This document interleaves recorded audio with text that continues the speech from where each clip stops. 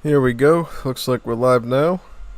Welcome everybody. It's UnstoppableStreletsy again for another wonderful 0AD stream. So yeah, decided to do another one today. Hopefully everybody enjoys it again.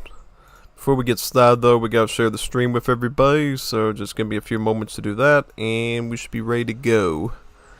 Thankfully I don't have a lot of 0AD Discord servers I have to maintain with sharing stuff with, so it's pretty fast to do. But yeah, we'll go through them super duper quickly, and should be super easy peasy lemon squeezy to do, alright? So, yep, we'll just go through a few of those, then we can start right away. Alright, start down with these ones. I already shared with 2 of them. Just gotta do it with a handful of other ones, and then we should be all set. We'll probably do a combination of spectating and playing, because sometimes the seats are filled, so that's totally fine too. There's a lot of good games we can watch tonight, I bet.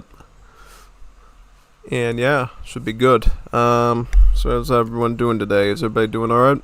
Everybody looking forward to the 0AD stream today? I know I am. Definitely am. It's been kind of nice, like, changing things up a bit for once, you know what I mean? Instead of just doing AoE3 every single stream, doing a bit of 0AD now. I think I said also that we're going to be doing AoE2 every week as well, just to build up more skills in that. So yeah, definitely. Things have definitely evolved quite a bit on this channel, I think, for the better.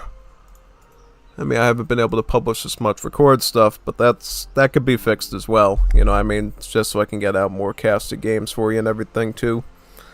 I got a pretty big list of them, actually, that I have to get done. So, if you're going to have to let me know if you want me to do more of those, or more of this gameplay stuff, it's all up to you. But yeah, definitely. Those should be fun as well.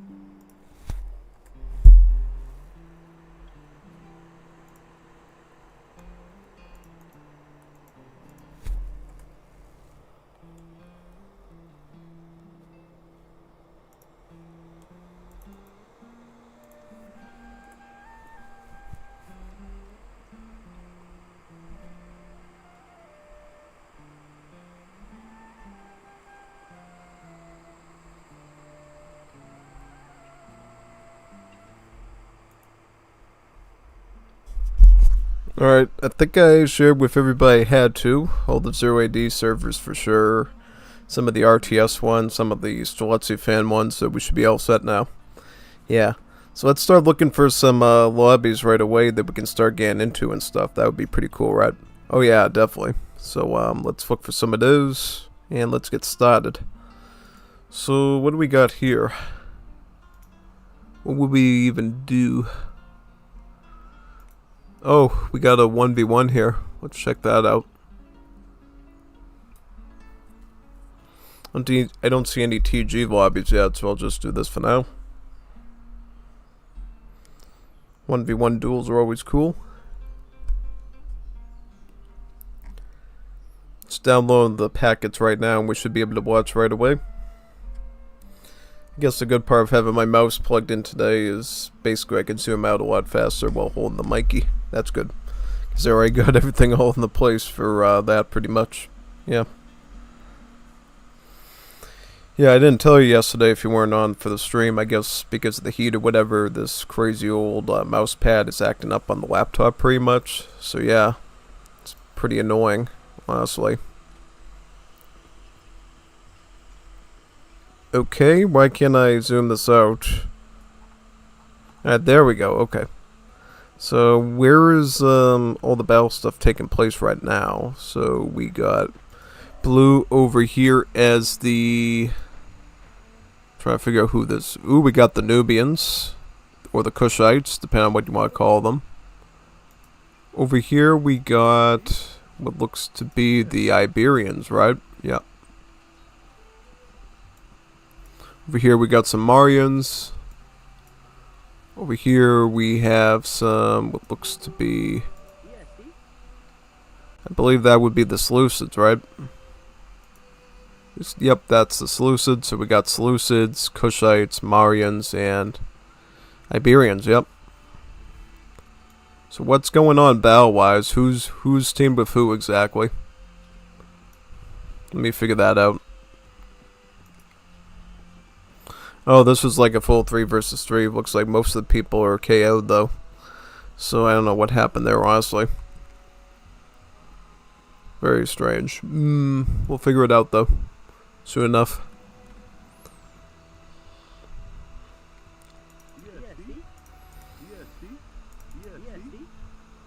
Looks like unfortunately his gates got a bit busted over there. It looks like, unless he took him down deliberately. Yeah, the cool part of playing Iberians in this game is they always start with a wall protecting their base around their civic center, so you already get a bit of a turtling potential whenever you play as the Iberians, which is really nice. But yeah, it looks like they've spread out into other civic centers as well.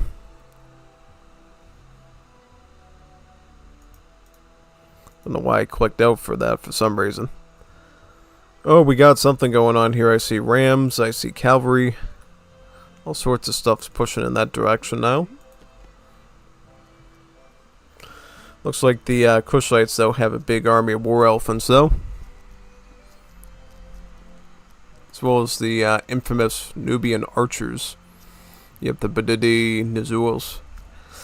As you know, the Nubian archers are pretty formidable in history.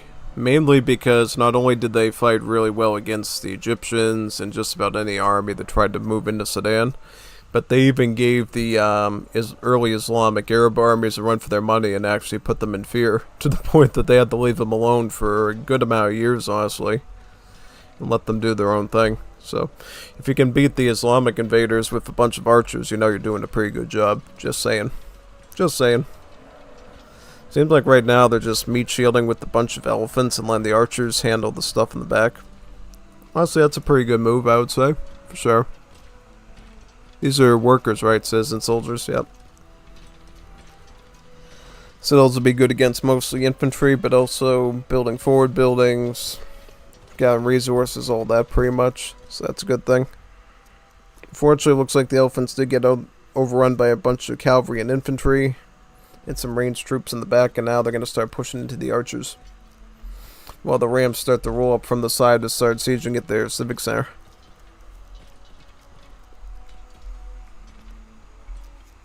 Pretty much, yep. Anything else here worth looking at? Not too sure right now.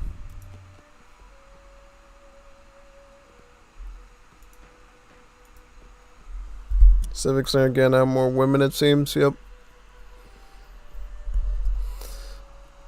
It's still hot out here, by the way. We're having a huge heat wave. It's like 106 something degrees or whatever.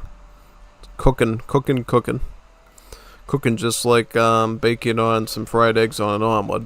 Basically, yeah. Oh boy, we got Persians too. I didn't even notice the Persians were still here. Yeah.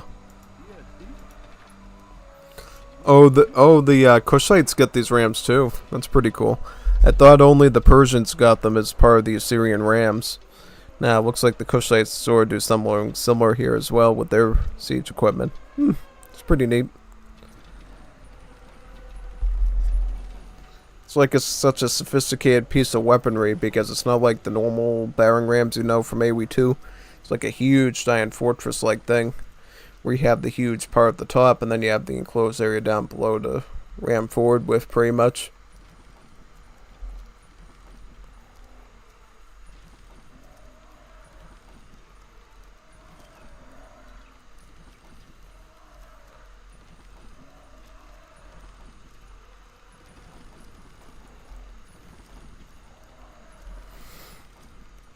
Oh yeah, wow, look at that.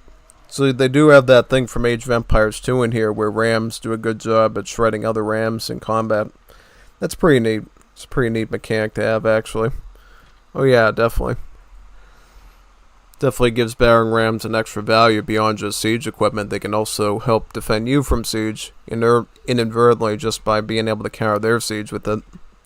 Assuming, of course, they're not paying attention and siege you first with their siege, and then, yeah. We do see a fortress coming up right now from the Marians. Up there.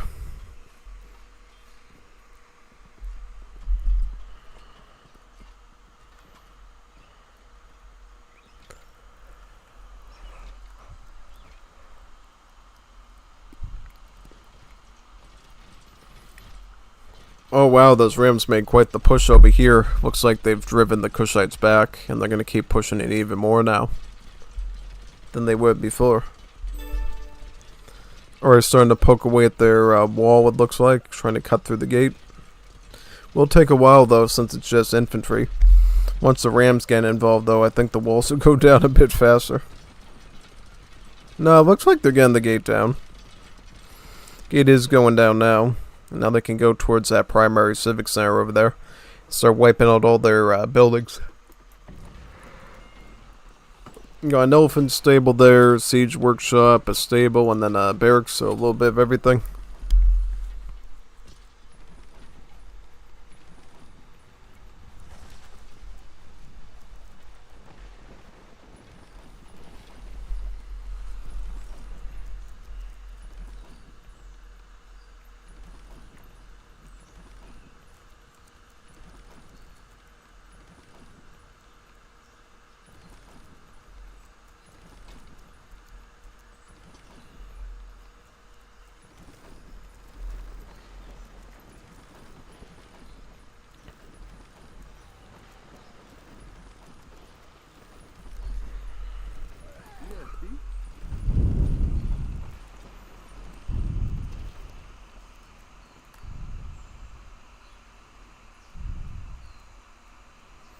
With the bell going on, it looks like, yeah.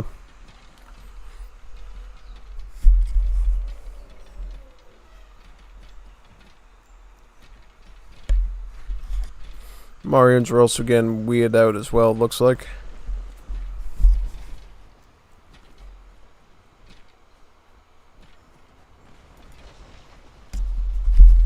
Also, everyone, make sure you let me know if there is a lobby going on as well, pretty much, and you want me to join. Just so I don't have to spectate everything, right? If there is a TG going on, definitely come on by and check it out so we can do that together. Definitely. So yeah, for sure. What's going on over here? Looks like you got some Arab boats on this side as well.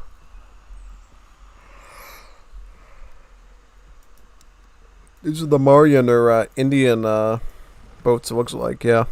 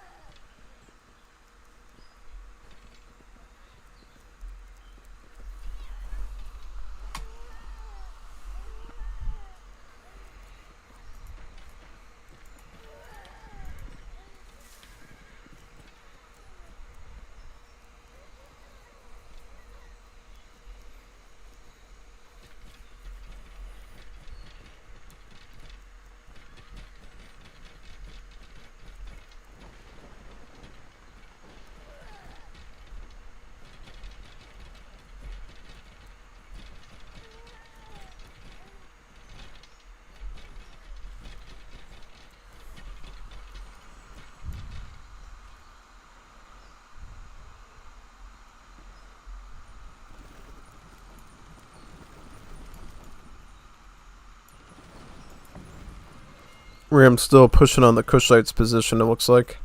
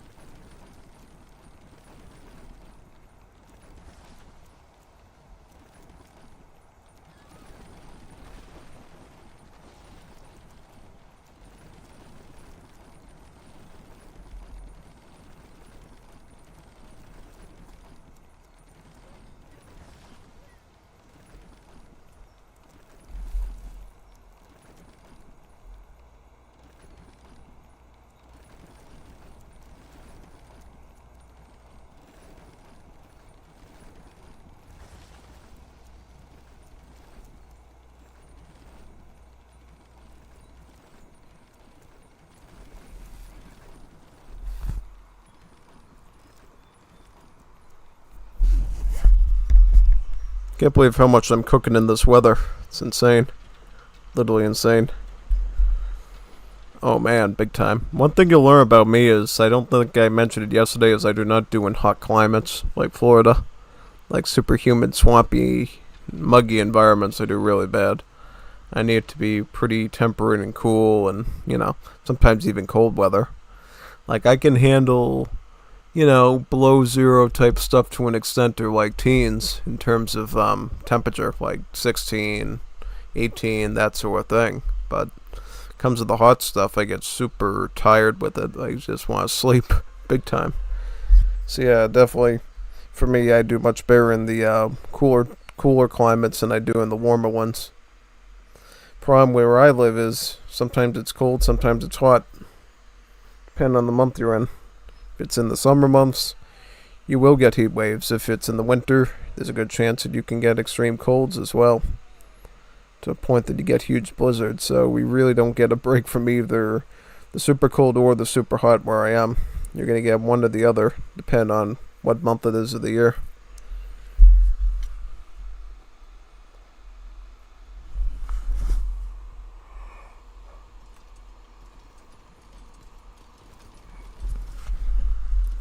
See after this if we can find a TG or something to join.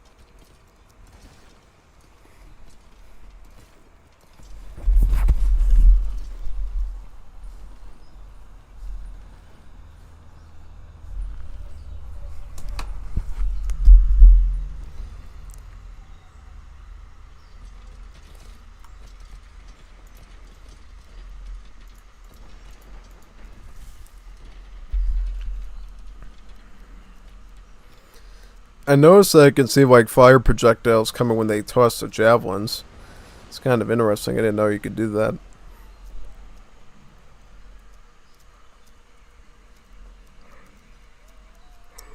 It's like a lot of super duper lag pretty much, yeah.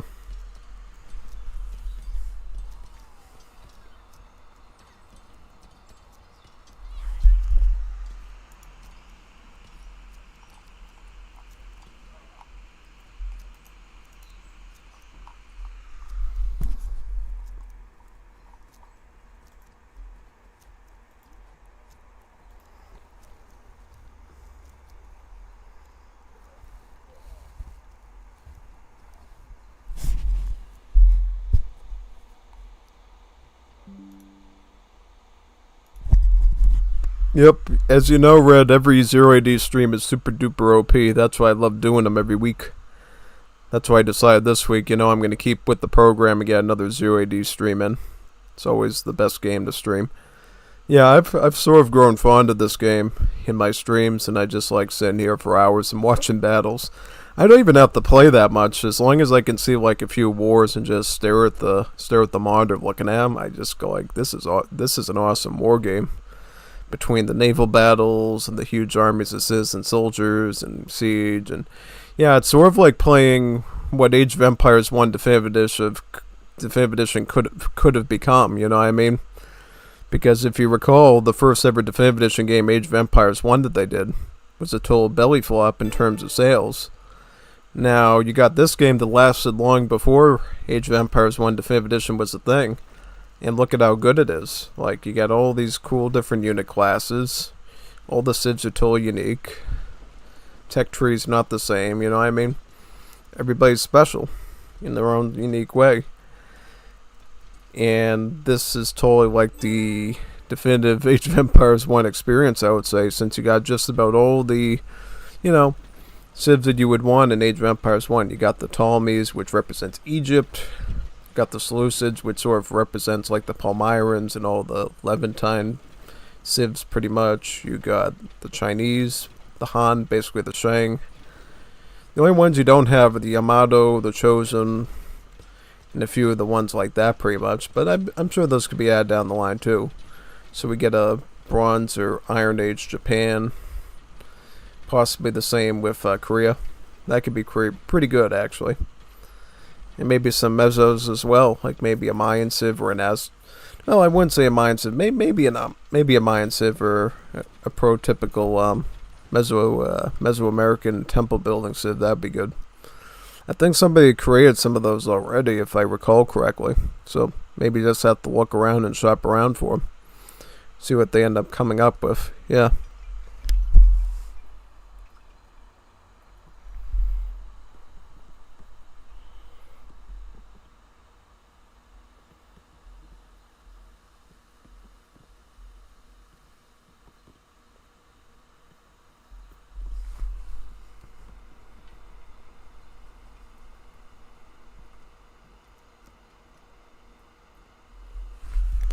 What's this? Another Civic Center, so I guess he's putting up an offensive position there almost.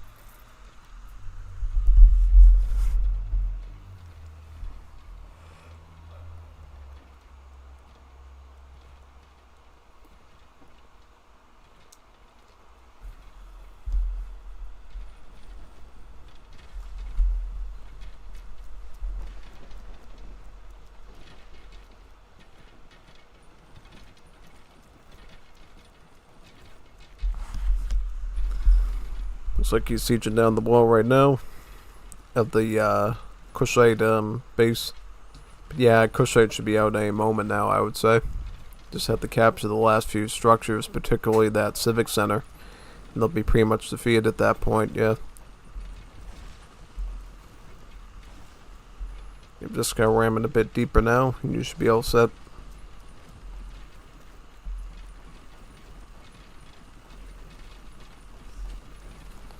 About 3 rams in total.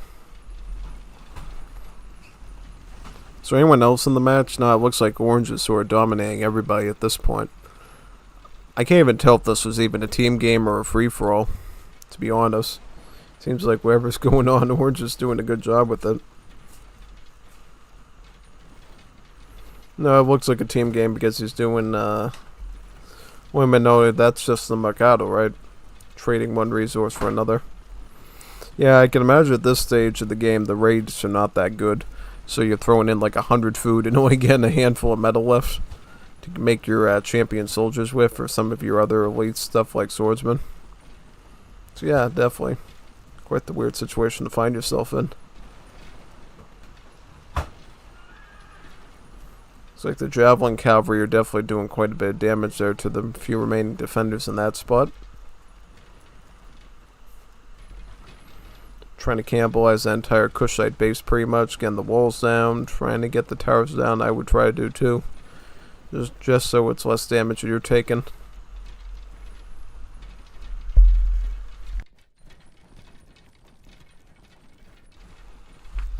Ooh, looks like Liver was trying to watch as well. Maybe I'll join his lobby if he makes one.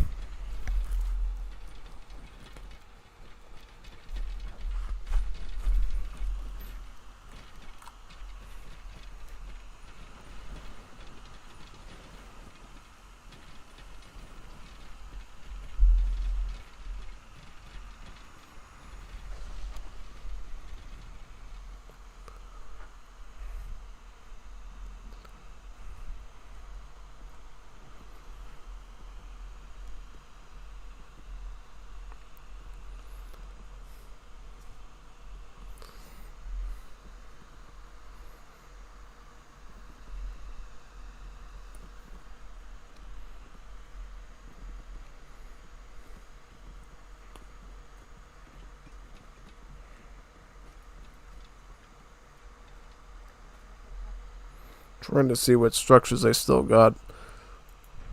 Looks like the Kushites ended up building another civic center down here just to stall time, I guess.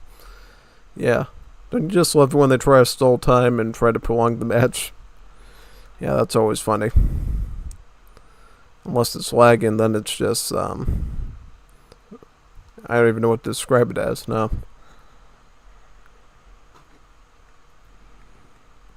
Seeing where all the troops might be concentrated as well.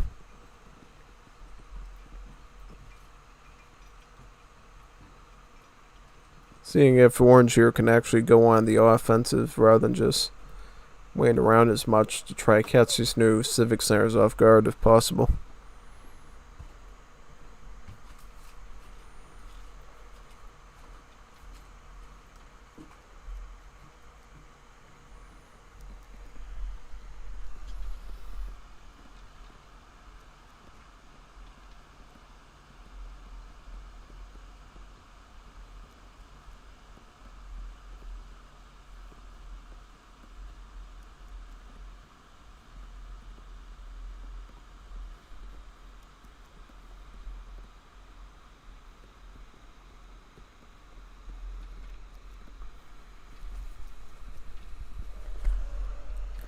Boy, it's super nuclear out here right now. I'm just sort of like napping while I'm spectating. Hopefully I'm doing a good job scrolling for you. At least trying to do that. Even if it's a bit of a blind instance of it.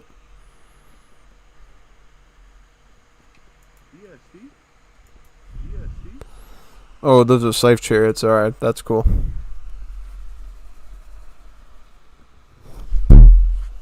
You remember I used that the other week when I was doing Seleucids. They're pretty good. Particularly if you're looking for a good arch unit that's also pretty armored. You can throw this war elf, you can throw those chariots right in the front pretty much whenever you're playing the Seleucids to get a good offense going, and then followed up with silver shields and whatever else you can get in your roster too. Oh, they get elephants too, right? Yeah, they get elephants as well, so they're all set. For some reason, I almost said war elephants. That's how bad the heat's getting in my brain right now. Literally getting cooked from the inside out.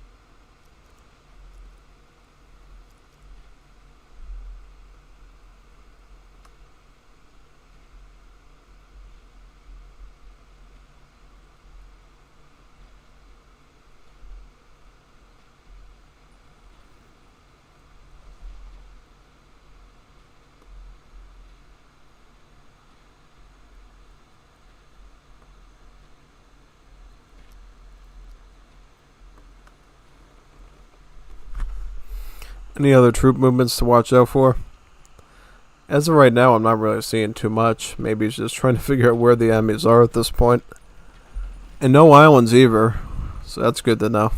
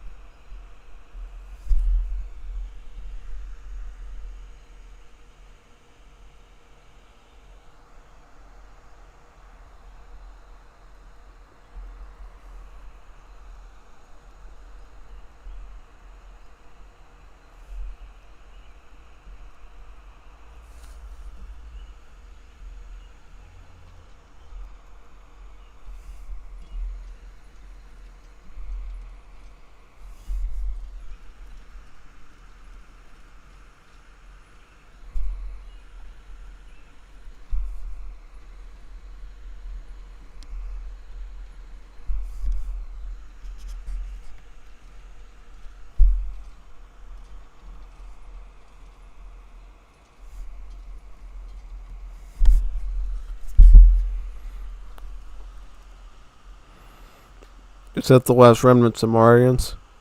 Might be. Yep, pretty much.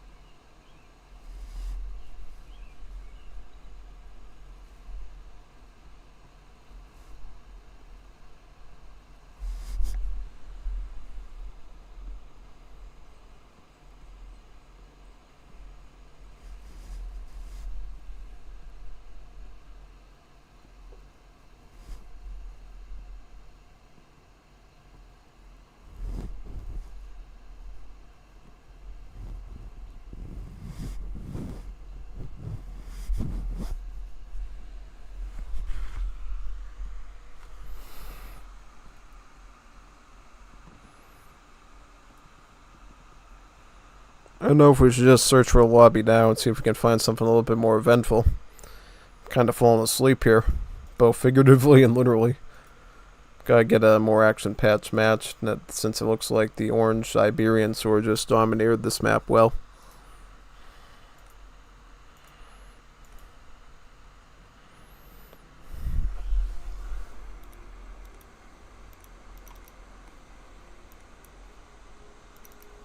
Ooh, this looks good. These are high ELO people. I should be able to spectate this.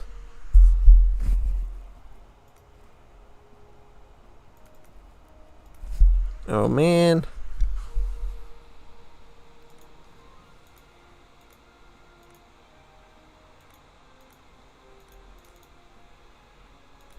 Let's check this one out.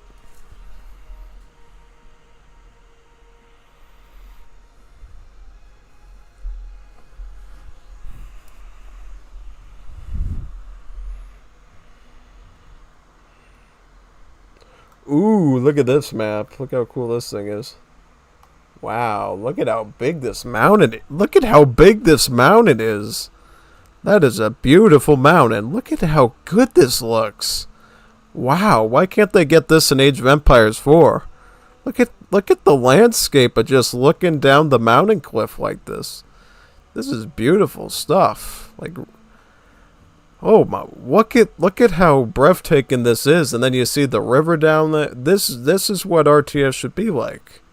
You gotta have views like this. This is like insane. And then you scroll down and it's more level to the slopes. Man, this is beautiful. I like this map. This is an awesome map. Yeah.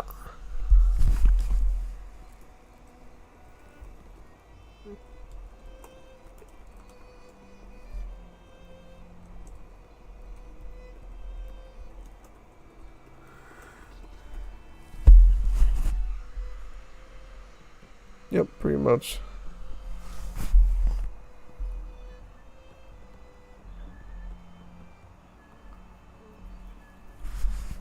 I mean, I always say that in case anybody wants to get involved and like sub and watch or whatever. Maybe I should have said I'm streaming the match for UnstoppableStreletsy YouTube. I think that's fine too. Yeah. So who we got here? We got a looks to be a Carthaginian and a Marian. Who we got over here as well? We got one more player. Who's the other one? Who's the other Jugador? We got a Athenian. Yep, an Athenian Slinger Militia. Yep.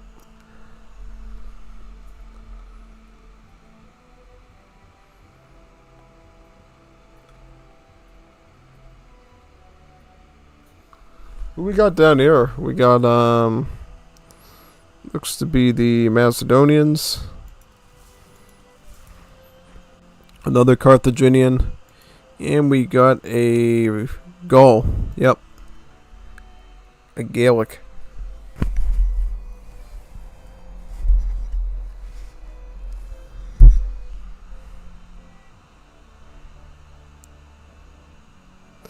Oh yeah, I can imagine. That's super annoying with AIs. AIs never quit. It's not like the Age of Empires 3 ones that, after they lose their town center and so many villagers, they'll resign and say, I offering to resign. And then you can accept it or decline it. Yeah, unfortunately, they should add something like that to Zero AD, I think, where the AI is like, I don't have a town center. I only have like one villager left and barely any wood left, so maybe I should quit. Now, AIs don't play by those rules. I mean, sometimes the AoE 3 one doesn't pick up on that, it'll do the same thing, but usually it's pretty good about saying, I'm wasting my master's time here, so yeah, probably should say no to that, yeah.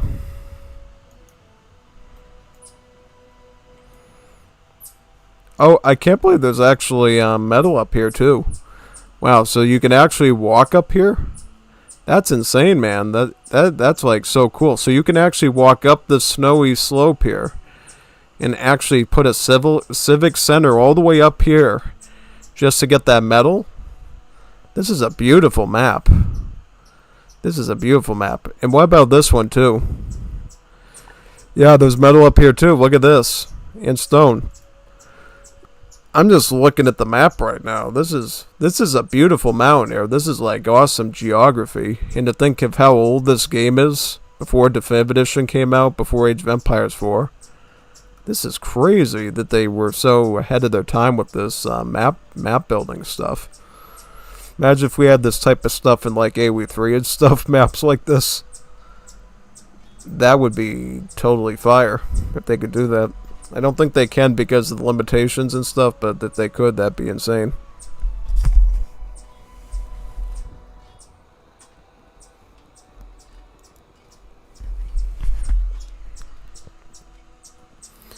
Alright, so what's going on the actual map field here? So it looks like Marians are using their worker elephant on the wood line. Pretty fair. Putting up a second barracks, it looks like. Storage house here. This would be their farmstead, right? Yep. One thing to know about the Marians, they have a choice. They can either go with wicker baskets, which is the normal fruit technology, or they can go with a Hisma, which basically turns you into more of a vegetarian player, where basically your hunting and your fish rate goes down by like 80%, which is like, basically it makes meat useless to you, but your fruit gather rate goes up to 100%. Is there ever a time when anybody ever actually goes with this, the Hisma, or is it rather a niche technology? I'm kind of curious. Is there like a time and a place for Hisma versus the wicker baskets, or yeah? I don't know, actually. That's a good question. Somebody should answer. Who's even the highest seated people here? Well, looks like it would be this one right over here. Yep, the Carthaginian in this spot. It's good to know, basically, yeah. It's always good to know who your most skilled opponents are so you can sort of spy on them more, see what they're doing, maybe learn a few things. So it looks like they got barracks here. Anything else? Towers, houses, a couple of outposts as well. So are these towers and outposts part of the map, or are they something that the players actually... I think it's part of the... But wait a minute, no. I don't see them with that many towers, so... Did they actually build that many towers everywhere? Wow, that's insane, man. Look at that. Big time. Oh boy. And to think there's actually fish down here too. You can see all the way from here from the flying. You can see the birds all the way down there, and it's like I'm even higher up in the sky than these birdies are. Look at that. Totally insane how they set these maps up. This is why I want there to be more mods in Zero AD. I want like an Age of Empires 3 Wars Liberty one, And then I want to see like Hyrule Conquest be expanded as well and get more factions and stuff and more maps. We need to see this game like maxed out a lot more, because just the way that they do map making in this game is better than anything I've seen in the Age of Empires series at all, and that says a lot.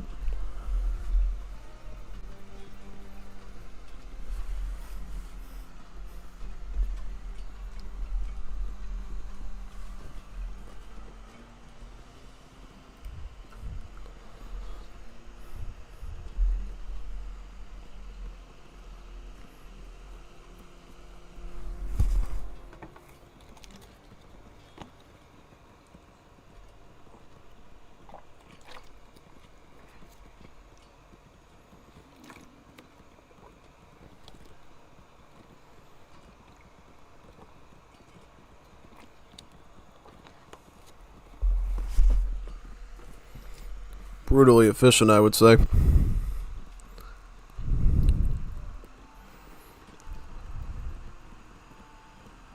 So what animals are these? Oh, musk oxen, so it's probably a northern European map, sort of up towards the Arctic, I would imagine. Big time. See, there's some campfires here, too. Metal nearby. That's pretty interesting. Definitely. Hey, it's a red deer. Oh dear.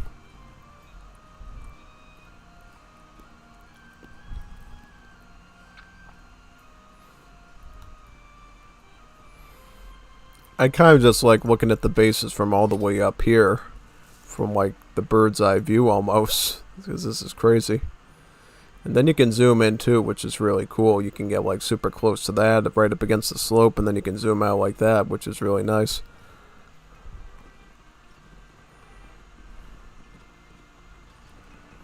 So what is the most skilled player doing right now? So they're just putting up more of the apartment buildings, it looks like. Yeah, basically for Carthaginians, they can either build houses or apartments. Apartments are more expensive houses. And then what you can do eventually is you can upgrade your houses into apartments so they can house more population. So you can either get all apartments now, or you can get them... You can just make 1 billion houses, or you can just gradually turn your houses into apartments. So you don't have to build apartments later, you can just build them from the ones that you already have, which is pretty nice. And efficient too, since the building itself will build the apartment, so you don't need any builds to be involved in that process. You can just let them focus on resources or combat in the case of the citizen soldiers.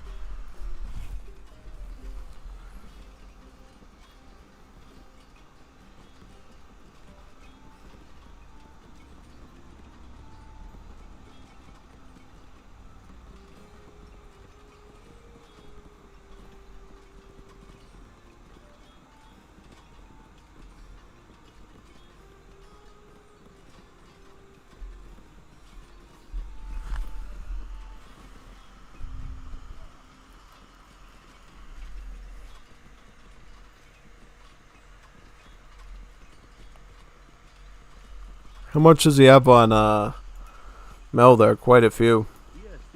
That's a lot of metal workers there. I didn't realize how many you have to have on metal usually. It's quite a lot. Probably just to keep up with eco upgrades, armory or forge upgrades, and then the swordsman as well, I bet. Because what faction is he? He is the Macedonians, right? So I'm guessing he probably eventually wants some sort of mercenaries.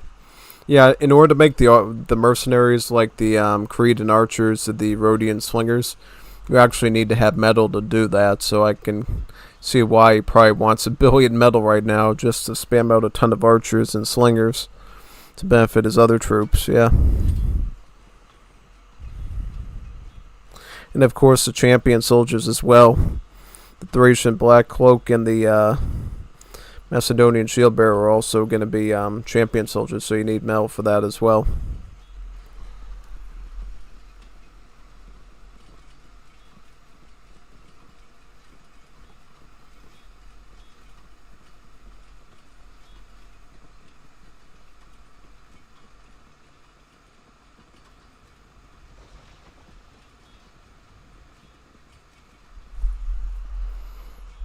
So how we at from a bird's eye view up here?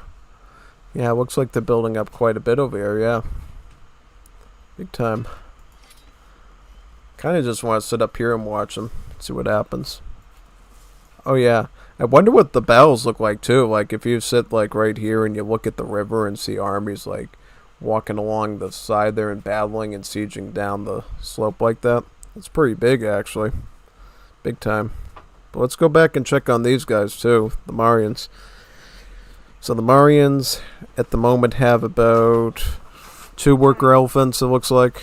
So from the looks of it, it is good to get some more worker elephants as well. The neat thing about these worker elephants is not only are they drop-off points for your villagers, but they can also build, believe it or not. So they're almost like a worker in a sense. Yeah, you can literally have the worker elephant build houses for you, so you can have your citizen soldiers and your female villagers actually just focus on resources in combat, which is a neat little side perk, pretty much, yeah. Looks like the Marian actually just went to the city phase, so they're in the last stage at that point. And they're probably going to start making a lot of, oh wow, they're starting to make elephants right now. We got elephant archers here, and then we got some of the war elephants too, the Ganjanadras, yeah. So those would be quite powerful. I remember when I was playing Marians the other day, I heard it's generally a good idea to have 1 or 2 of the war elephants alongside your infantry army, just to soak up a lot of the damage and act as sort of like a shock and awe type troop. Yeah, so yeah, definitely. It's definitely a bit different than Age of Empires 2 Persian war elephants, where you try to just spam a billion of them and almost like nothing else. Pretty much here, it seems like it's better to just go with your citizen soldiers and then just have a few elephants to lead the charge, just so you're not wasting too much of that metal.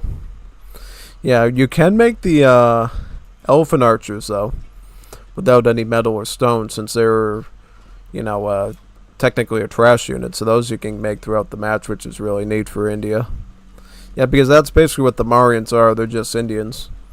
If you want to call them by their modern thing, they're just like the Indians of the past, pretty much.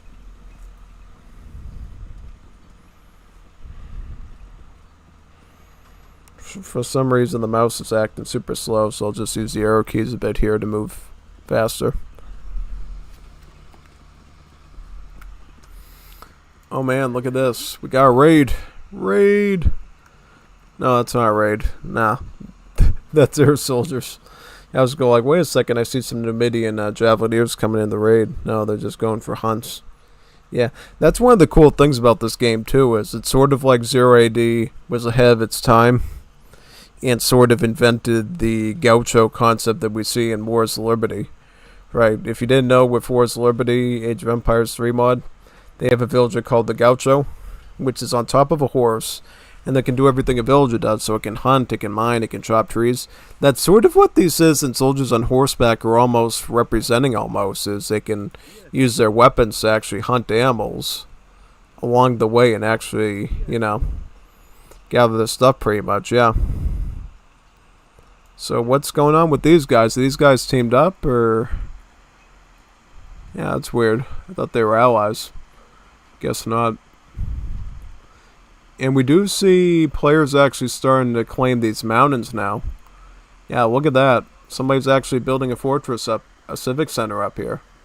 That's insane. Like, look at how powerful this looks. Like, you have a fortress right here, and then you can see, like, the main town down there. This is some pretty breathtaking stuff. You know, Athens Warrior, who does a lot of screenshots and everything from Age of Empires 3, Athens Warrior should totally get involved in this game and do some stuff here. This is like breathtaking to see. Like, you see a base like all the way down through the fog there, and then you have like your fortress all the way up the mountain. It's really neat to look at, actually. And I want to see where the orange one is too while we're over here. So they put their civic center all the way up over here, right at the tippy top of the mountain, so they can claim all that metal and stone up there, which is pretty smart. Wicked smart, actually. So yeah, that's good. So it looks like blue and yellow are indeed enemies.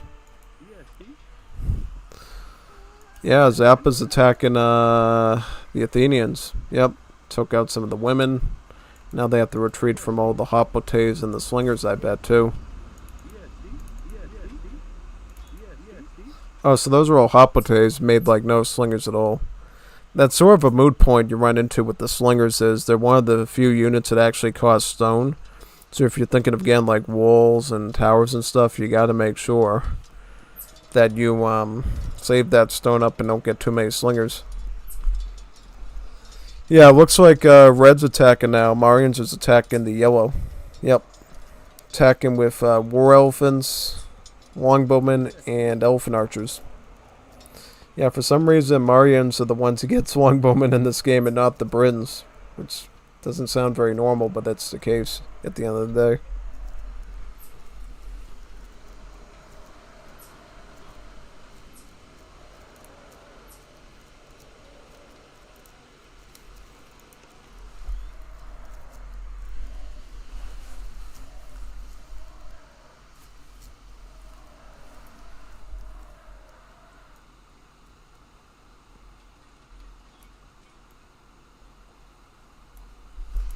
There's like another Civic Center's coming up.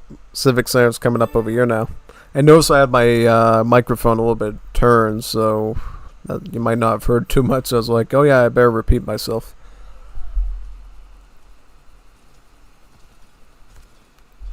What's this stuff?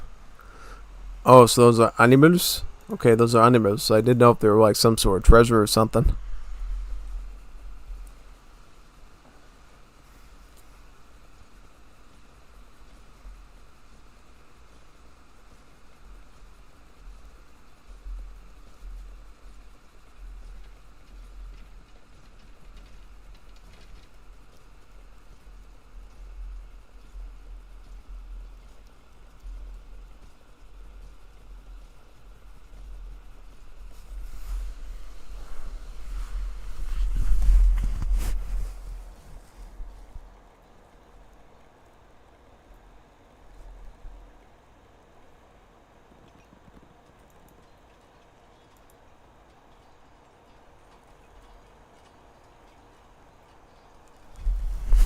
Definitely being on top of this mountain makes viewing this team a lot easier here, so that's good.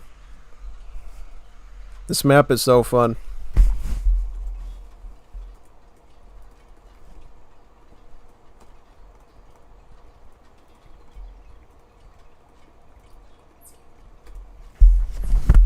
So beautiful to look at for my viewers on stream.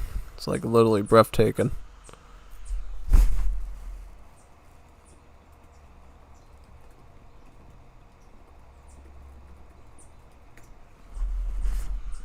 Yep, I love looking down from the mountains. It's like actually like what Age of Empires games should have, is totally good views like this. It's really neat.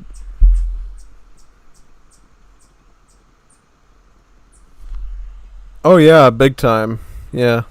I made sure to zoom it out on my mouse with my little mouse wheel as much as possible.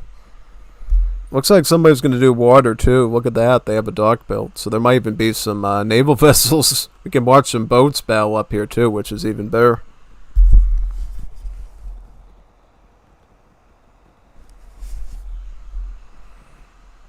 So how does this work exactly? Can you actually cross through here? Or that's pretty strange. So that's... So how does that work basically? Does that... Can they like walk through here, or can you like build ships here? Is this, I don't know. Trying to see if he made a mistake or not by, I don't think so. If he's like that high of an ELO player, probably knows what he's doing. Big time. Oh, he's got Hannibal Barca as his hero. That's good. Literal war elephant across the Alps. It would be so historically based and accurate if we see Hannibal like cross through these mountains up here, pretty much. Yep. Not bots, chat.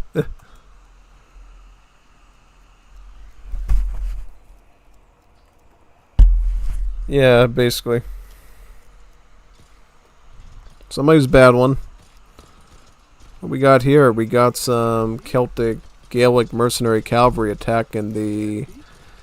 Looks to be the Peltis. And then the other Macedonian troops are coming in now, like the Thessalian Lancers, more Peltis, some foot companions. The whole brigade's coming down, but Hannibal's going to join them soon and help out. Basically, with Carthage, what you need to know is a big piece of their army is either mercenaries or war elephants, right? You either want to make the tower war elephants from their elephant stable, or you want to make their mercenaries. They get Celtic mercenaries, they get Italian mercenaries, and then they get Iberian ones, all with their own sort of benefits. So you can get like slingers and swordsmen on both foot and horseback, lancers, all sorts of good troops.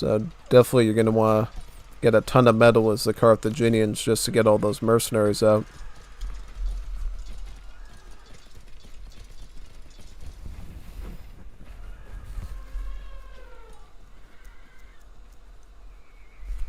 Oh boy, looks like Purple's got a Lithobolos out, a siege weapon, catapult. Those things can be real dangerous to your buildings.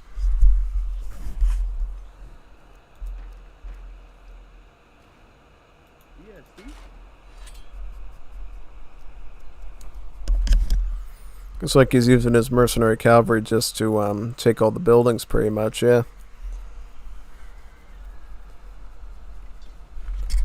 That, by the way, is one of the best ways to take out buildings in this game. It's actually not by sieging. You actually want to capture the building and then delete it yourself.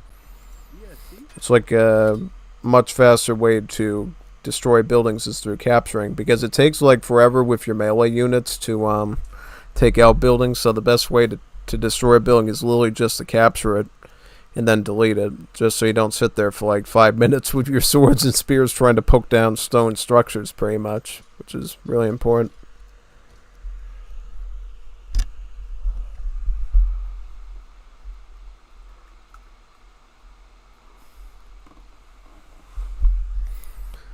Oh, so I guess the teams are set up in some weird spots, huh?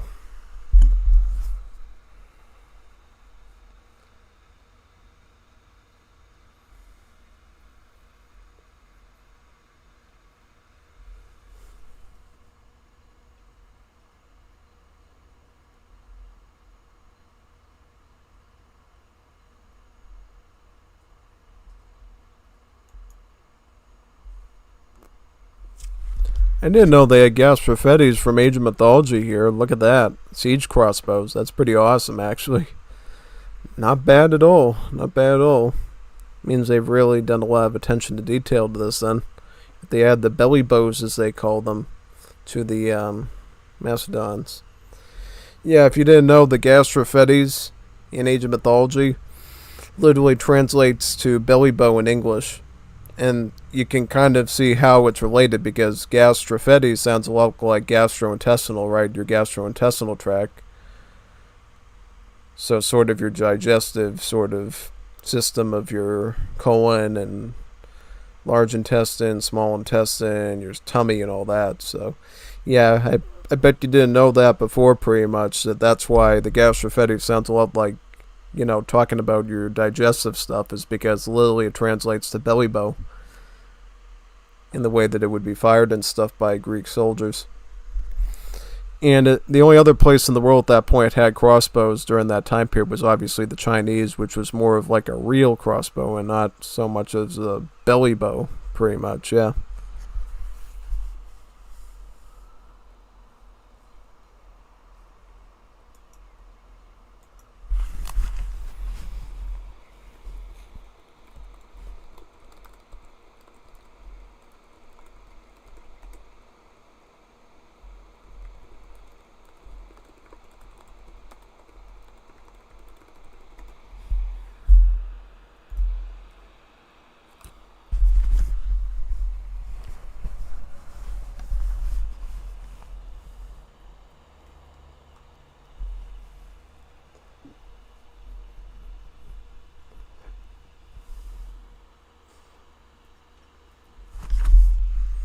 Looks like the fight's still going on between Carthage and Macedon.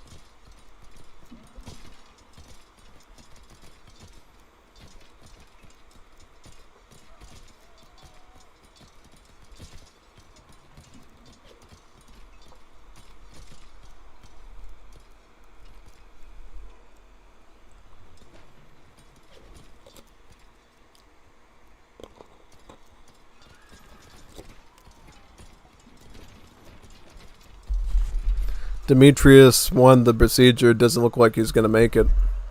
I guess not. Yeah, no, look at him. Look at him. He's barely on AHP at this point. He's getting cooked right now.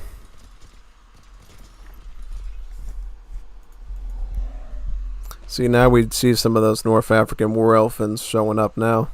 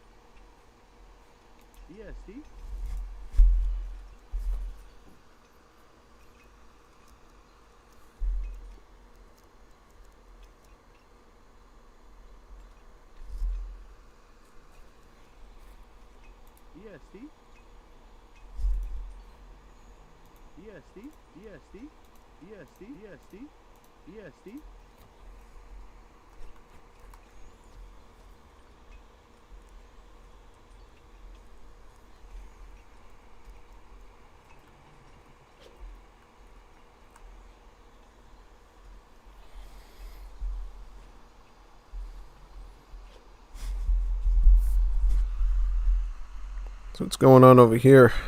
Looks like basically Carthaginians are trying to hold out while the Macedonians try to pull in with their Lithobolos and Rams to take out their structures right now. Did you say you wanted one of those shirts or you did not? He's shaking his head. So, I guess we'll just take a large one. Catapult's moving in on this side, looks like. How much of the shirts are you using? Oh, 45. Yeah, you know what? Give me an extra large one. I thought they were like 100 or something off them, so. JUAN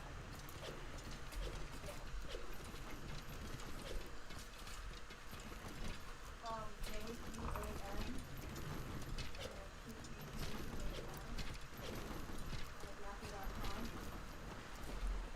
I know I've looked stuff.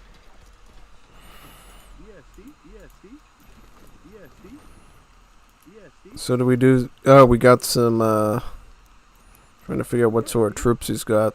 It's mostly just citizen soldiers in siege, it looks like. Yeah.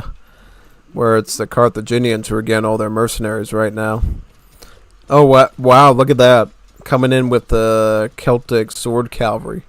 If you didn't know, sword cavalry is one of the best ways to take out siege in this game, since swordsmen have some really good bonuses against siege weapons. Which is pretty accurate, since, you know, siege weapons in this game are mostly made out of wood and stuff. So the best way to hack apart wood is obviously with the blade, right? Kind of like the way you would use an axe, whatever, to disrupt it. Yeah. Definitely much better than a spear in that regard.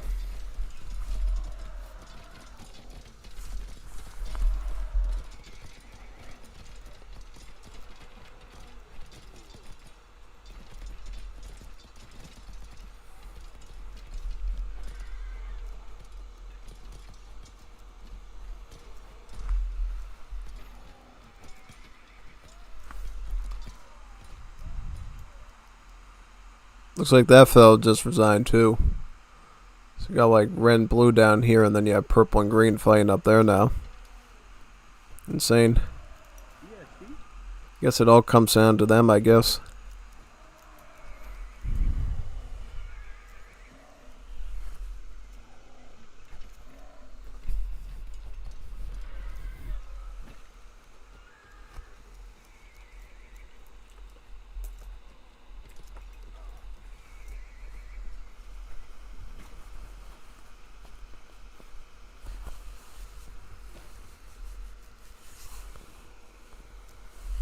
Oh boy, catapult right to the archer there. That must really hurt.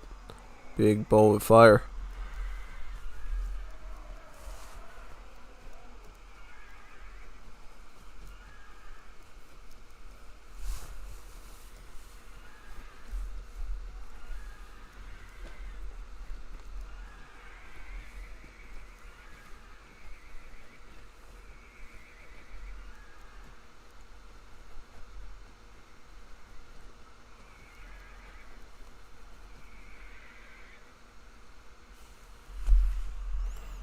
Ooh, he just resigned. So what now? Who's left in the game to battle at this point? Is it like red and blue, or it must be? Like, who's still in the match to battle? Well, they just fought. Oh, that was orange. They beat orange over there. Wow. So what now? Does purple have to fight these two now with all their elephants? So they got the war elephants and the elephant archers, and then they have a bunch of longbowmen too. So that's gonna be pretty tough trying to beat all that.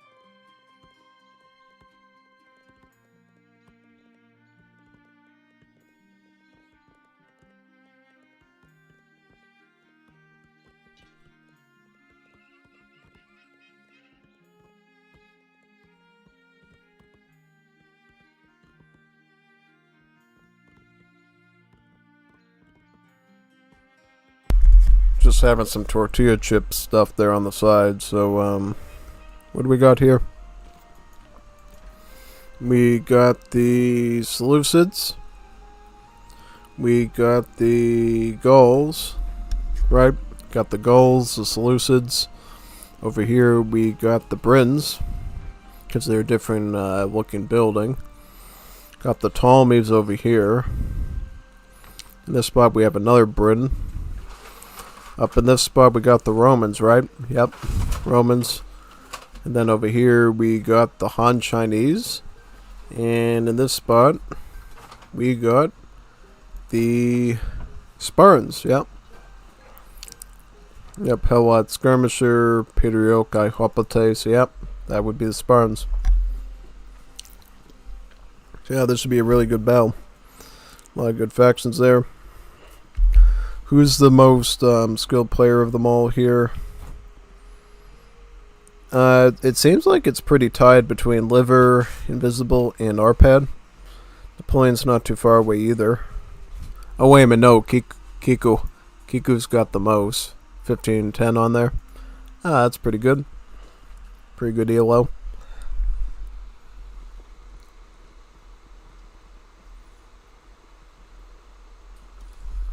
And he's playing as the Romans. That's a real interesting one. Yeah. Good part of the Romans is they actually start the game with citizen swordsmen instead of spearmen. So if you run into like a lot of infantry problems, Romans and armies are going to do a little bit better since they can potentially have some pretty big masses of the swordsmen that they can amass early on, you know. Even though usually it's recommended to go with the ranged troopers, so your javelineer instead. Mainly because ranged citizen soldiers move faster than melee ones, and thus are able to drop off their resources at the drop-off site faster, thus being a better villager overall.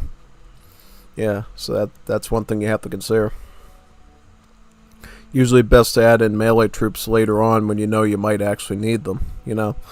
Like, if you know you're not going to be running into a lot of cavalry, you don't have to do that many spearmen, but if you know you're going to run into some sword cavalry or something like that, it definitely benefits you well to get some of those, you know, swords, cavalry come out. It's better to get spearmen or pikemen for that, depending on what faction you are, right?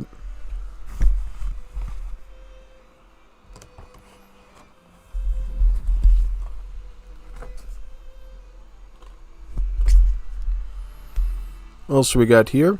We got Brins in this spot set up.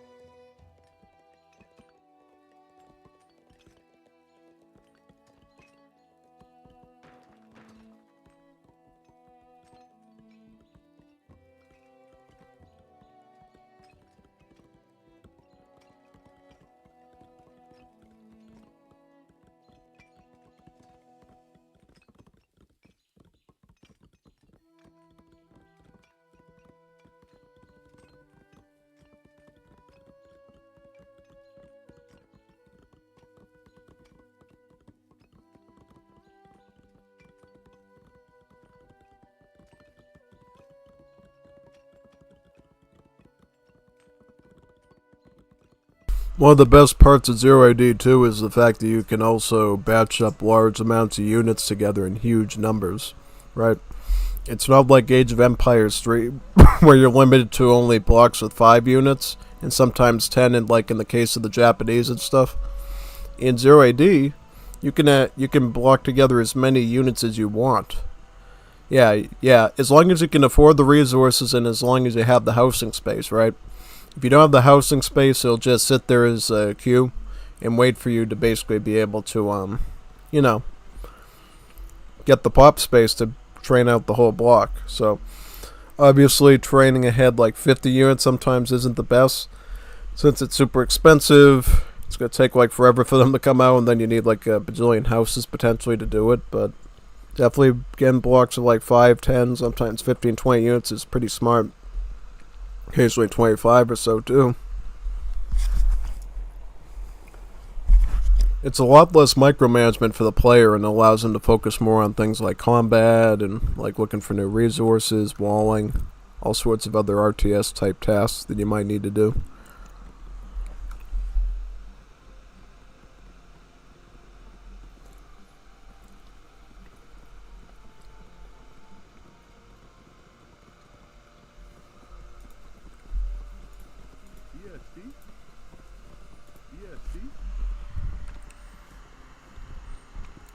One thing to note about rice paddies in this game is rice paddies can only house up to 3 villagers, whereas the fields of the other civs can have up to 5 villagers. So, in some ways, fields are a little bit, the rice paddies are a little bit more cheaper and affordable.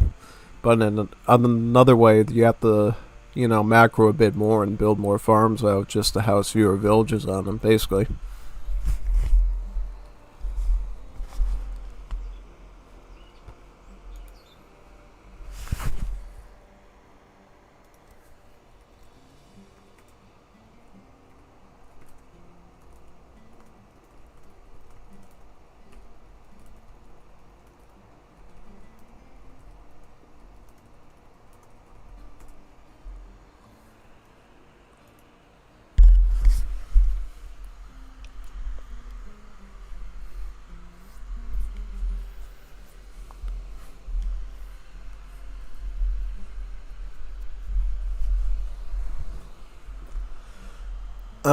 I don't know.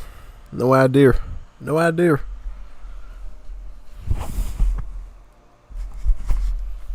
Hopefully you did. Otherwise you'd have to look at another game then, I guess. Well, that's not a bad thing. I like looking at more games, but definitely would like to see some combat in this one, so we can see some warfare.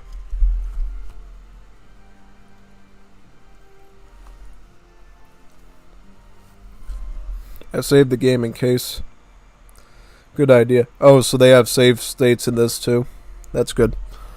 They have that in the Definitive Edition titles now. They have save states as well for all the titles, I think.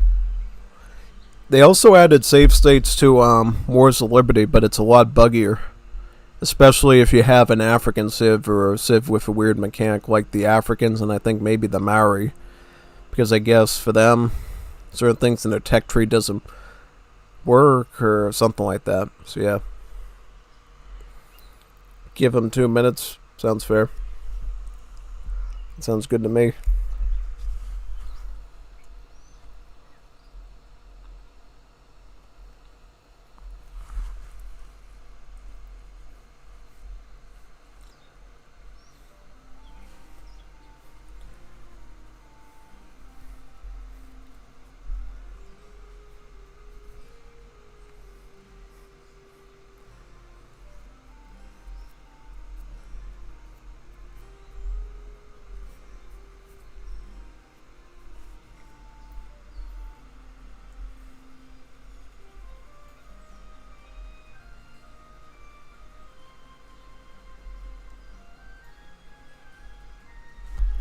Someone leave from Team 2 and go. Oh boy, he actually left. That's not good. That's not good at all. Man, nah. Not good at all. Oh boy. You're the one's missing someone. I'll give you res and go 3v4.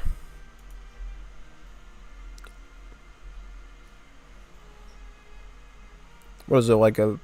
Yeah, you gotta consider the balance too. If they're like, is the 3-person team like really skilled? If they're like high level players, then probably 3v4 is okay, as long as they're being. I don't know. I have no idea. What makes you think I'm angry? Well, why are you angry? You got an UnstoppableStreletsy live stream. Why are you mad? If I wasn't streaming, you'd have a right to be mad, but I'm streaming for you, man, so don't be mad. Be happy. Be happy that I'm here streaming for you. He's invading Russia as we speak, and he's probably failing. Right now, I would say. Yeah.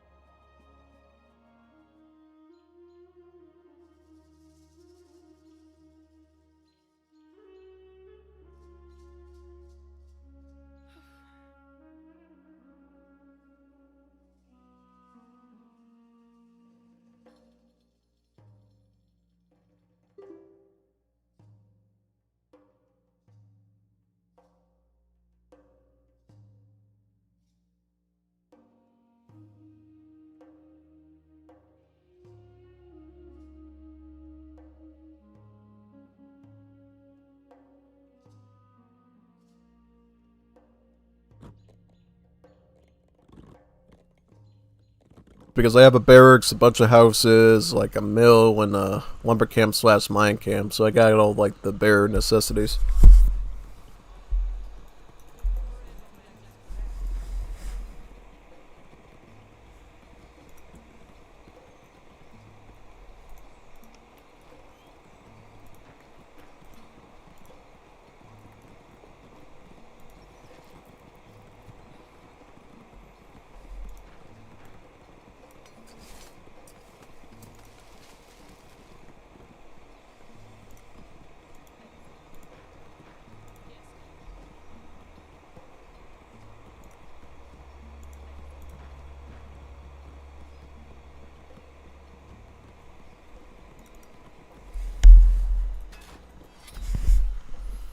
Probably just gonna get some more pelt this year too.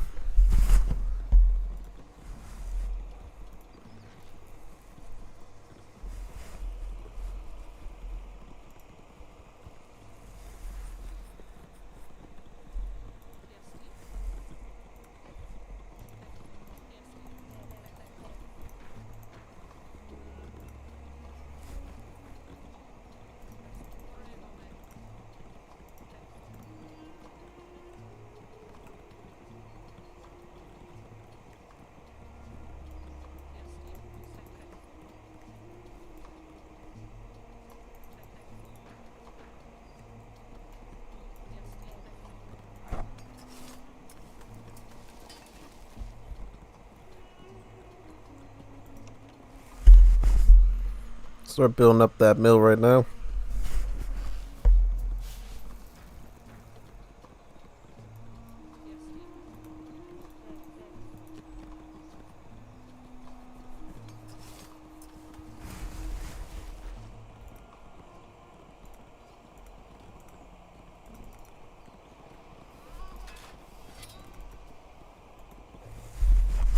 Gonna start adding peltas here, I guess.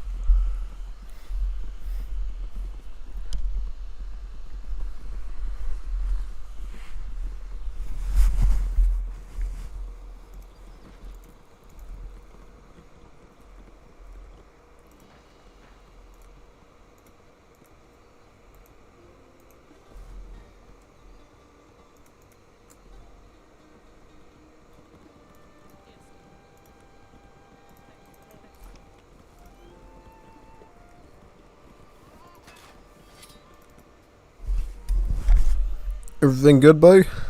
All's good?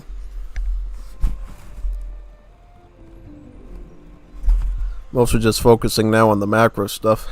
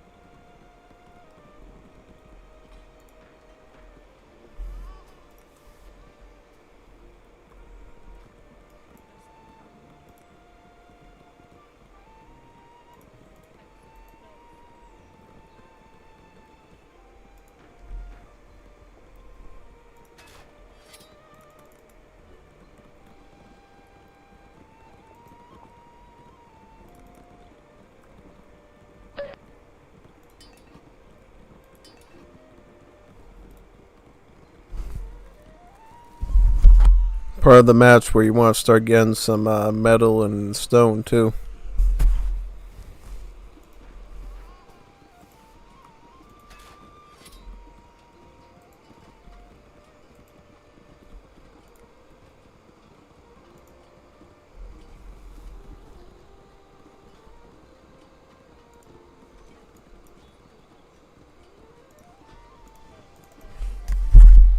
I might start getting a second barracks now too for security.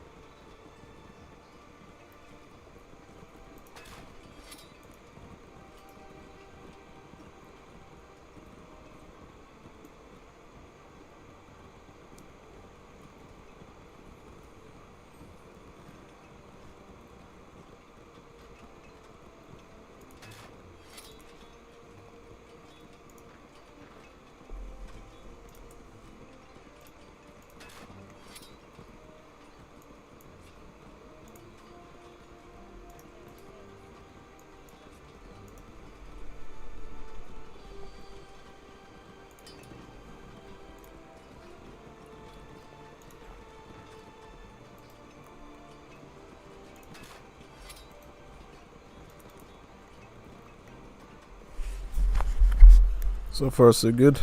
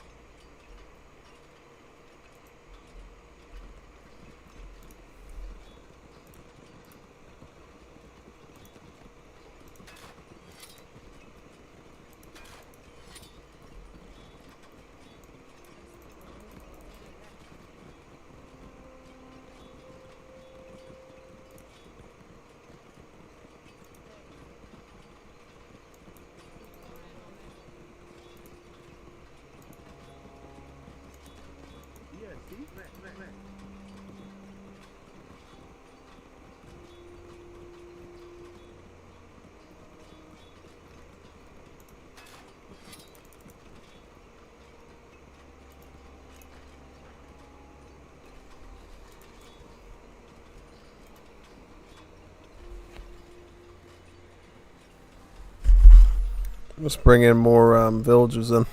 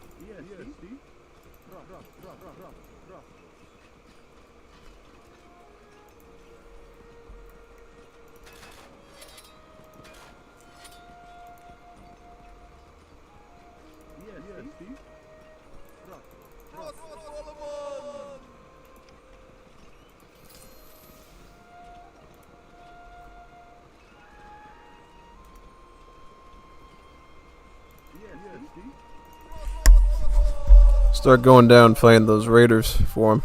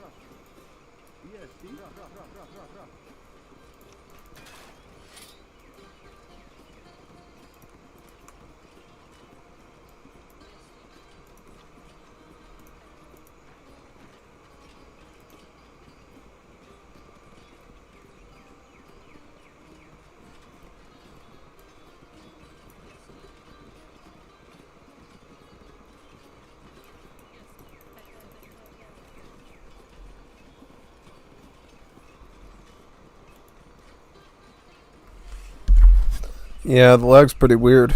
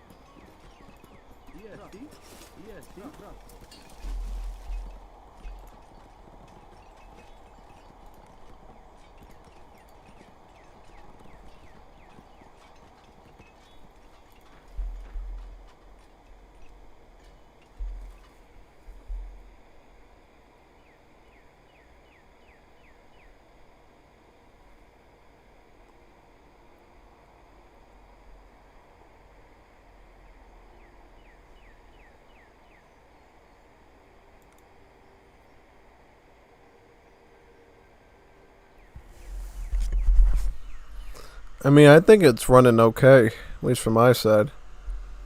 Yeah.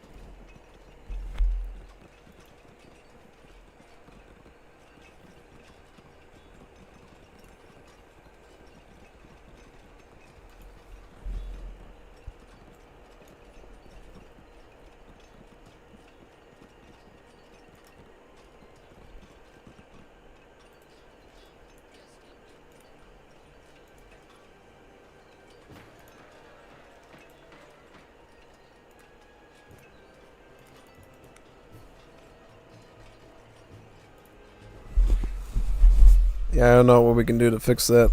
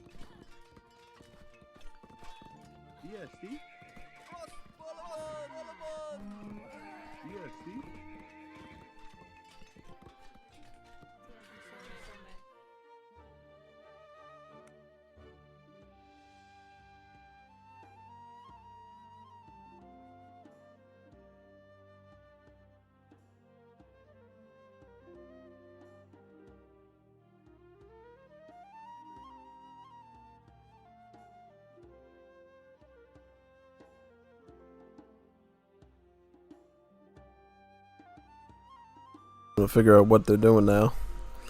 Keiko, destroy a storage house so I can join in. In the house,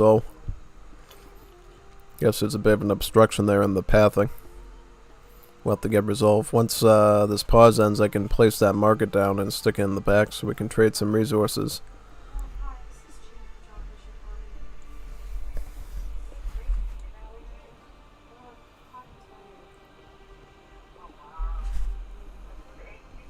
I don't have AC. I'm eating a pizza every house. My house is a very What's our pad doing? house. It was like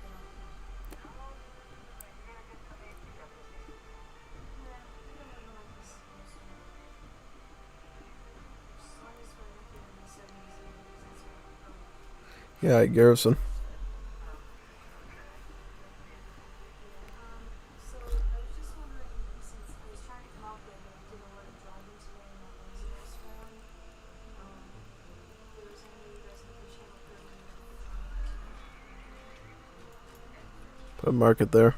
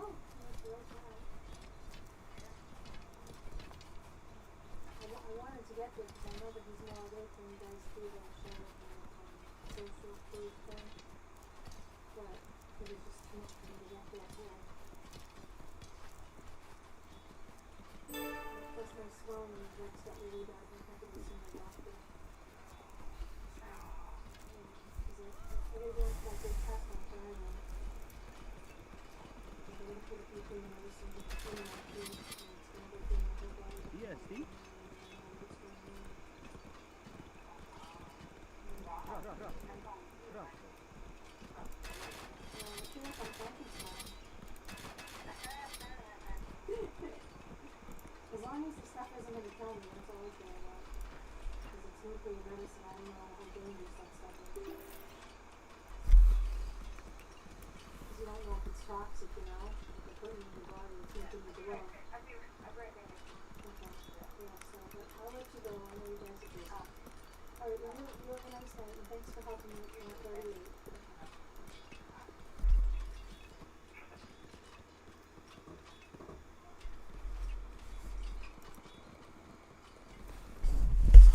He asked for food, I gave him food. Lots of food. More food than he can do anything with. Lots of spur and grain for his troubles.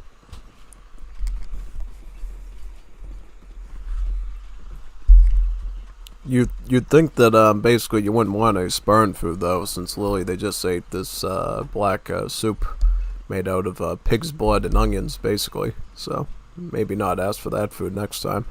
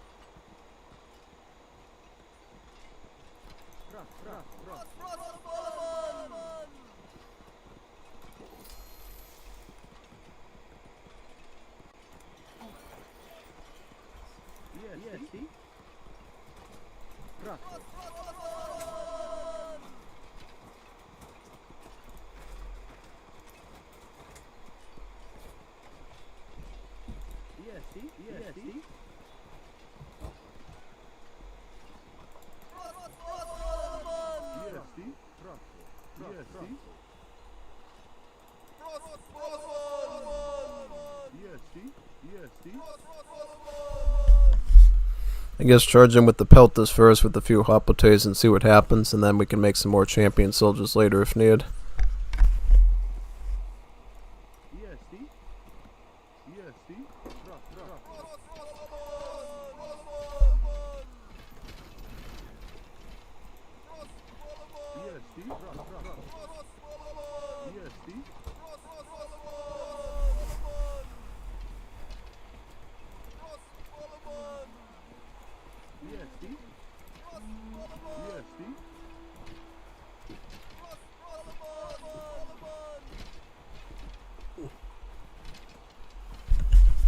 Should have one here so far working pretty good here, yeah.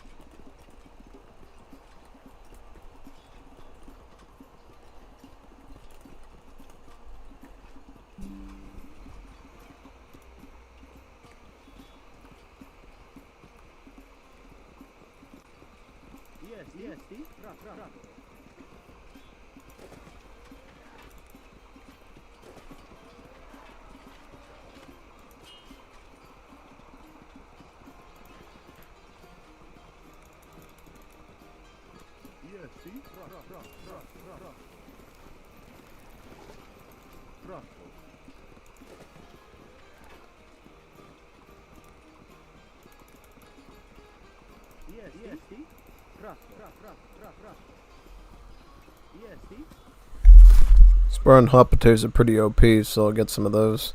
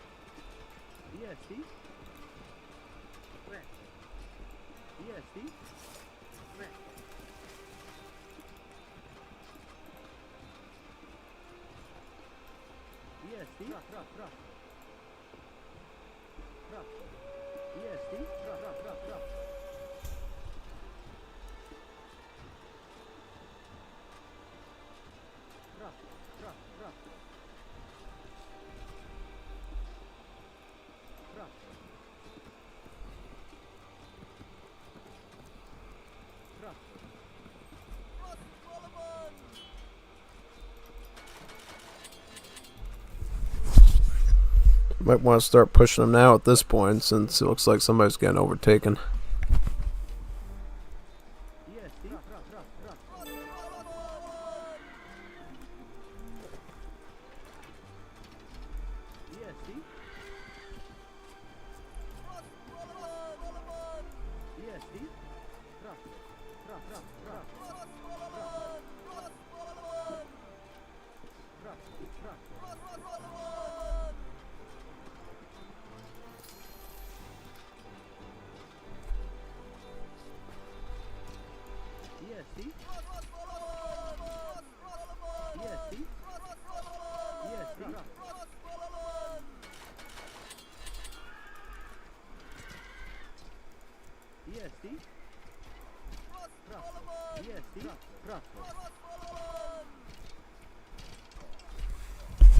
See if we can beat both armies together.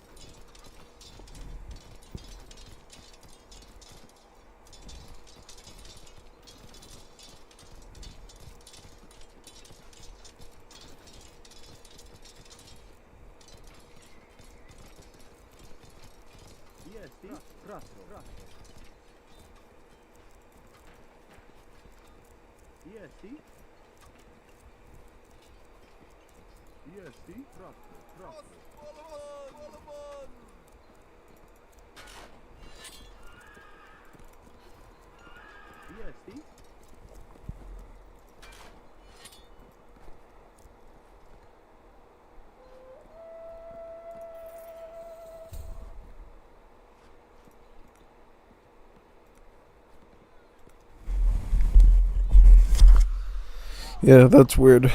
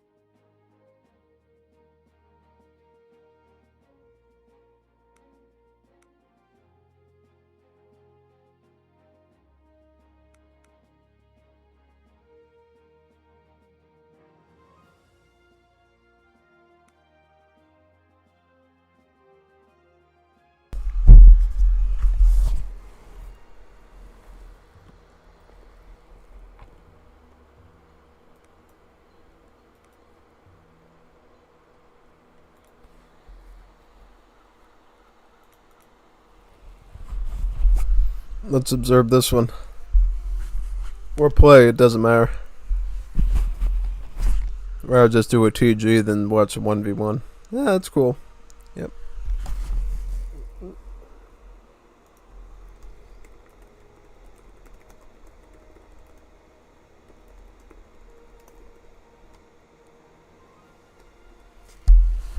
Yeah, I just didn't know why I was booted out for a second. I was like, where am I? Where am I? Donde está? Speaking of which, let me get the lights on so I don't start asking Donde está as the wall in front of me.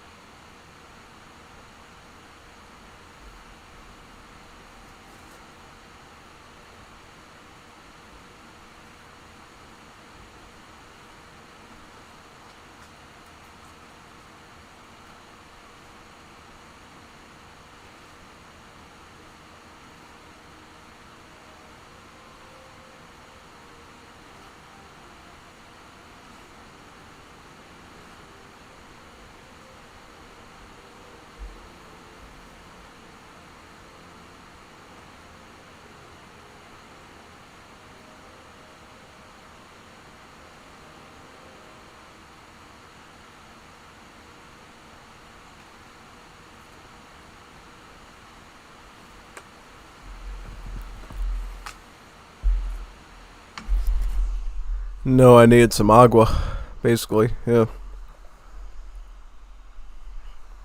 pretty much.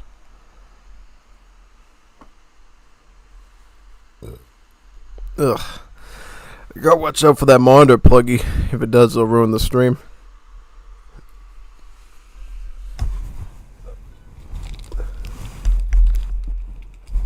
Get that out of the way.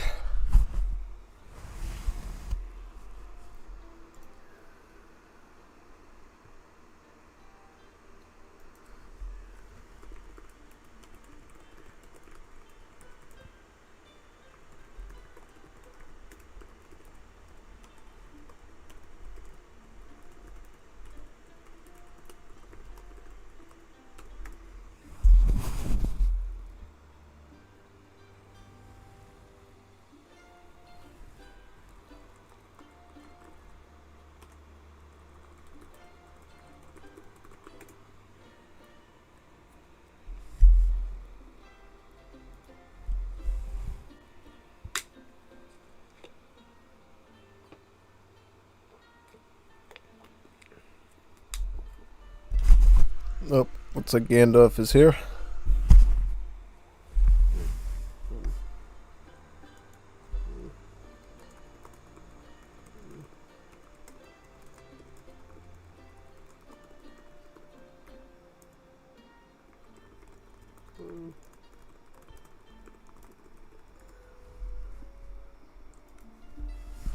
Mostly speaking to the spectators. Yep.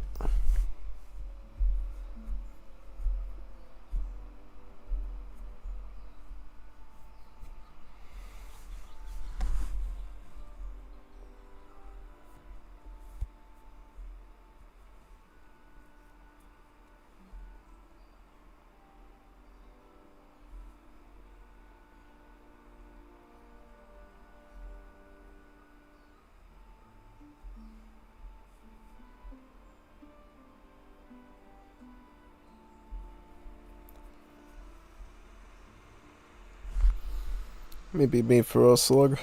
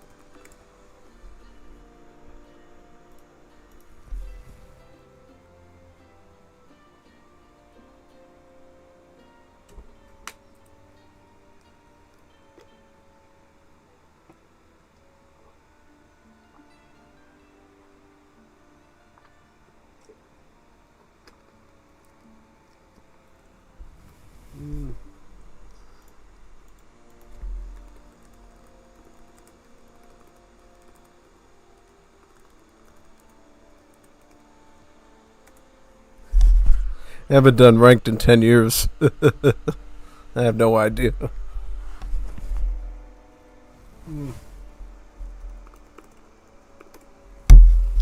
Average at best, probably. Average at best, I would say. Alright. Let me green up now.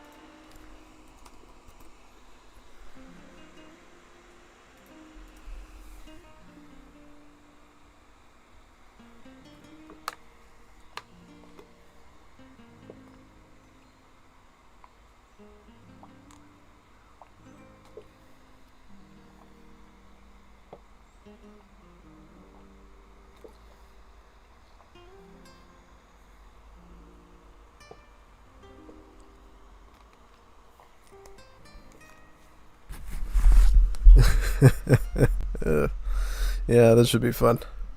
Looking forward to it.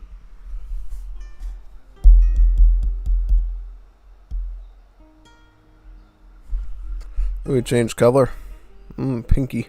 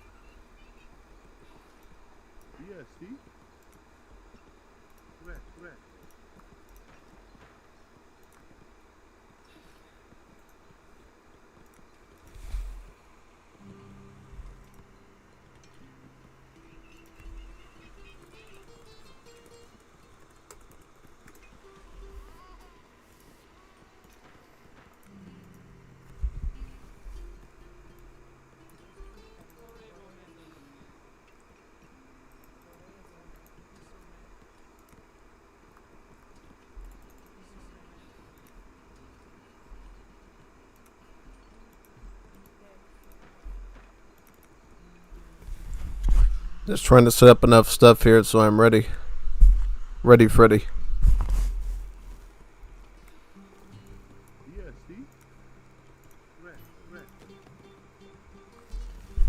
Mostly just need wood with these women right now. Got a few on the stone so I can keep up with the Judean slinger production. Since my slingers actually are one of the few units in the game that cost stone, since they, they throw stones at you, so of course they're going to cost stone. Kind of like the same slingers in Age of Empires 1, how they're the only unit that costs stone as well. But for some reason the slingers in AoE 3 and AoE 2 don't cost stone. More so AoE 2, it's a bit odd since stone is still a resource there.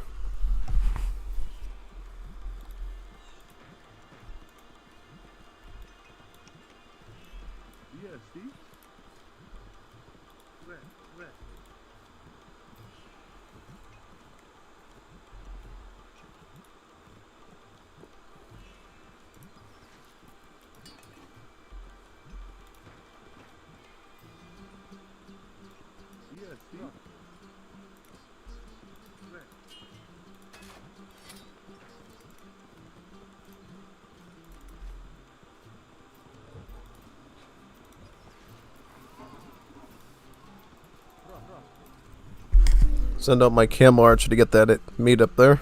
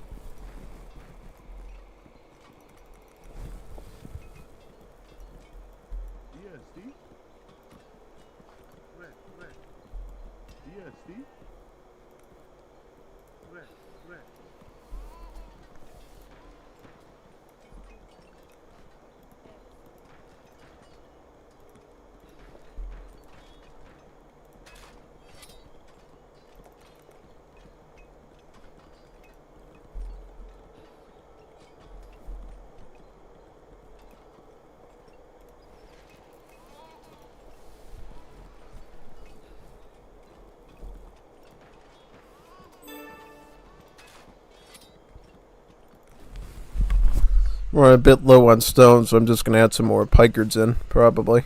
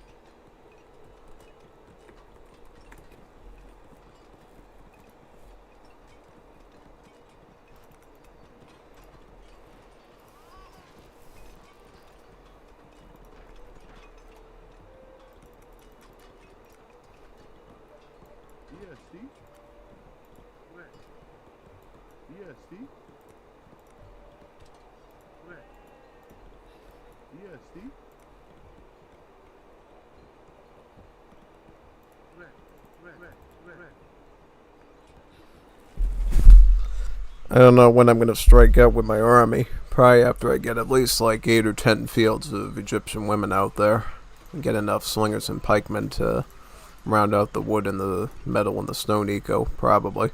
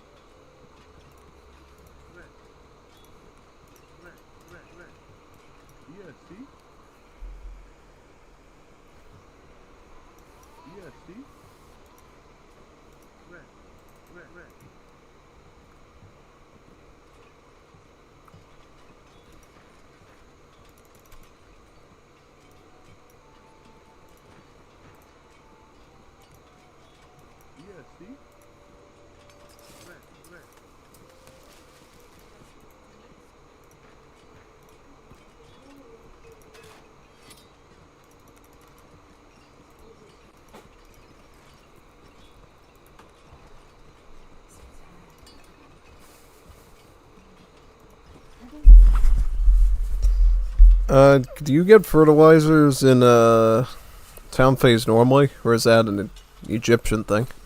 Yeah, I noticed that I had access to fertilizers in age 2, which seems a bit strange. Didn't know you could do that. What's your pop trio? Mine's at 110 right now, and I'm still growing some more houses here too.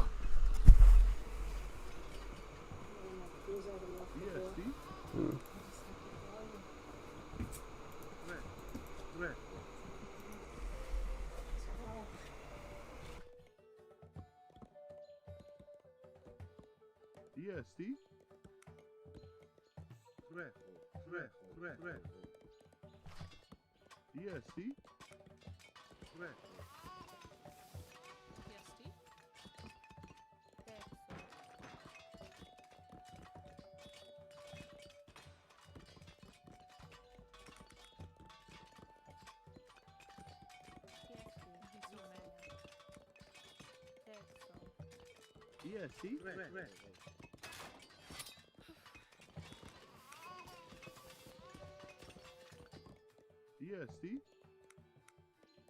Recho. Recho.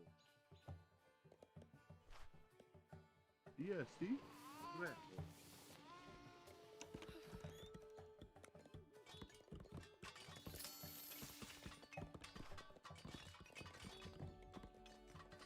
Kamu?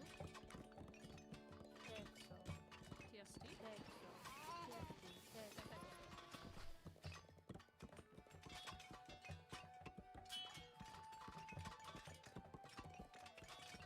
Kamu?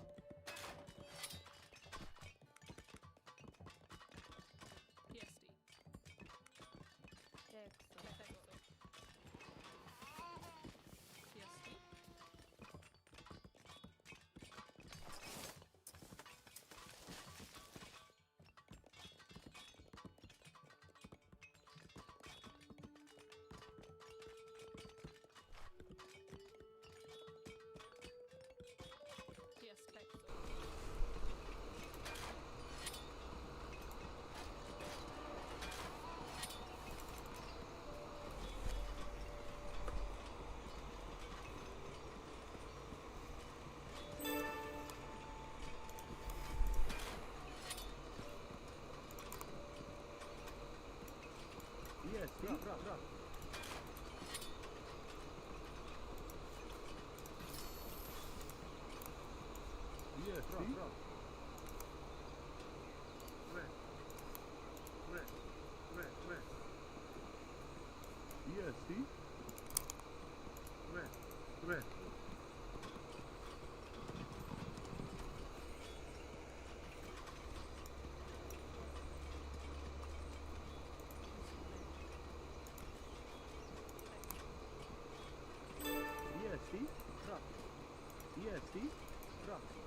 TST?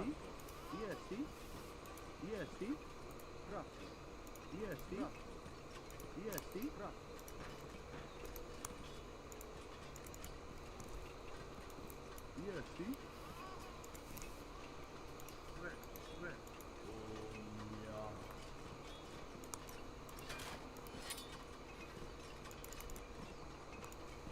EST.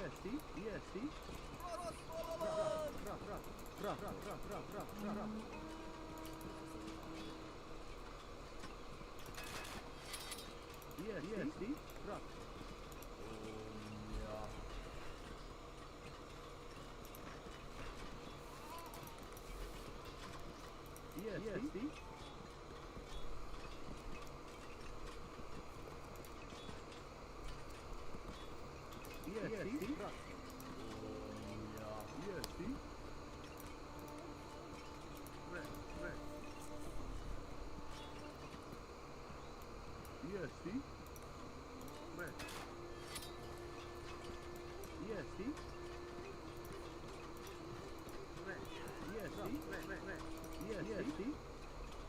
EST.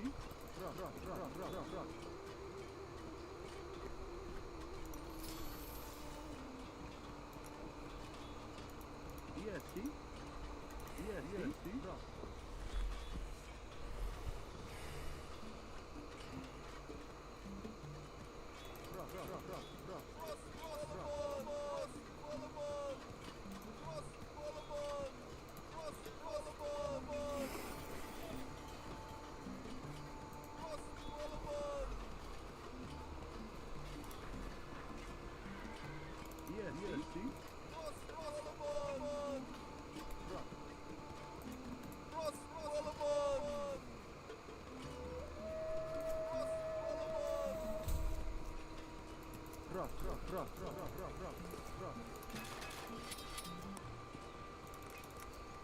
EST, trucks.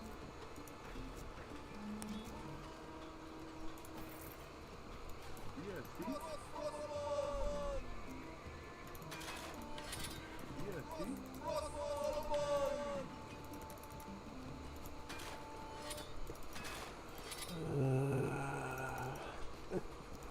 EST.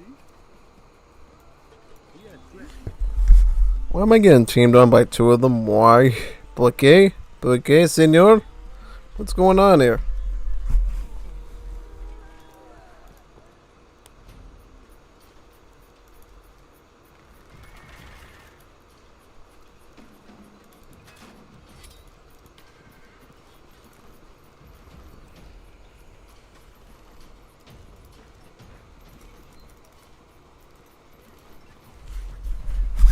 Can't do much when there's two of them on my front. You know what I mean? Why is he here? Like, ugh. Unbelievable.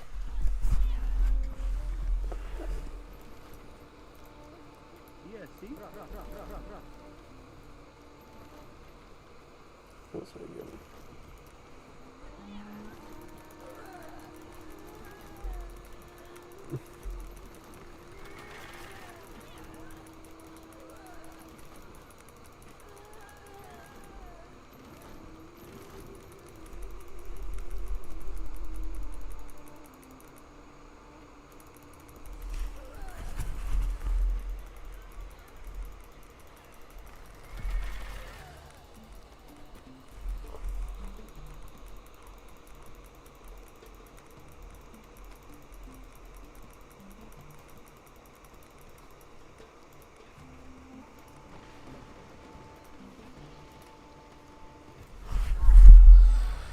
There's a doornail.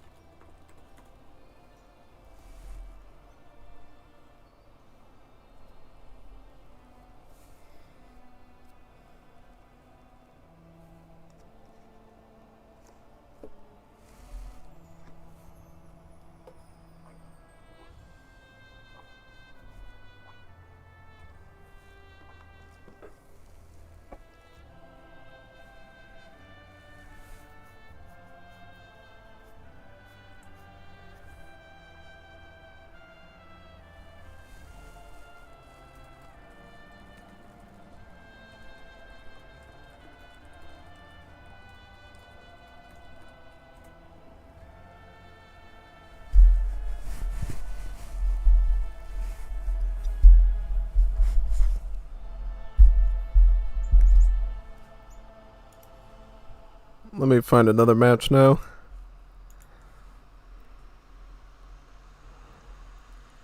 Wait for a lobby to start up, probably.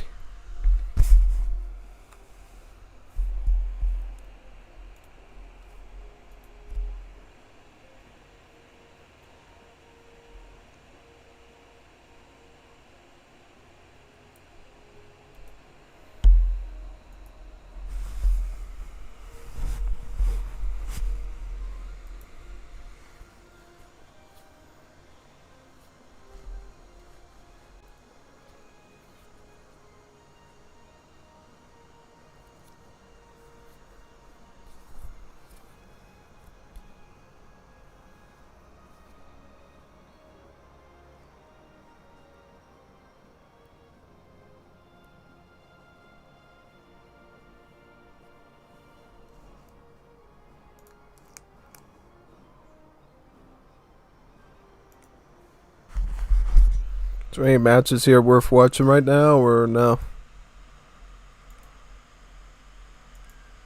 Does anybody get a host? Host of the most?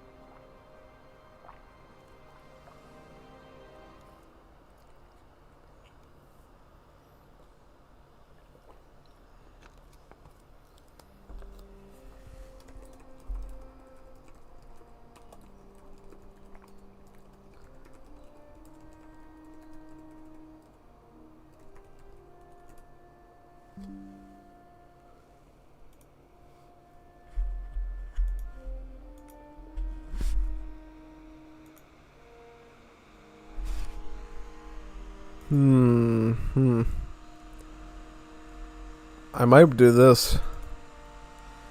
I kind of want to do a deathmatch today.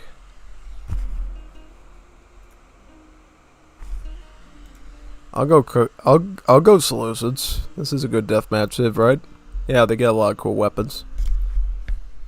They get chariots, they get elephants, they get silver shields, all sorts of cool tools. Maybe I'll go with these guys, yeah.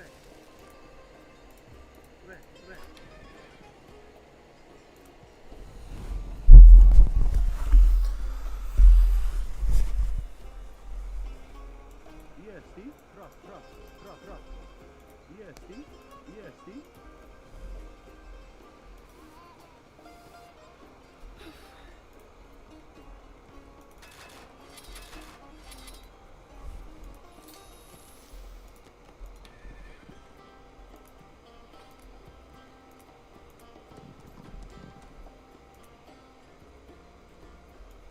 EST.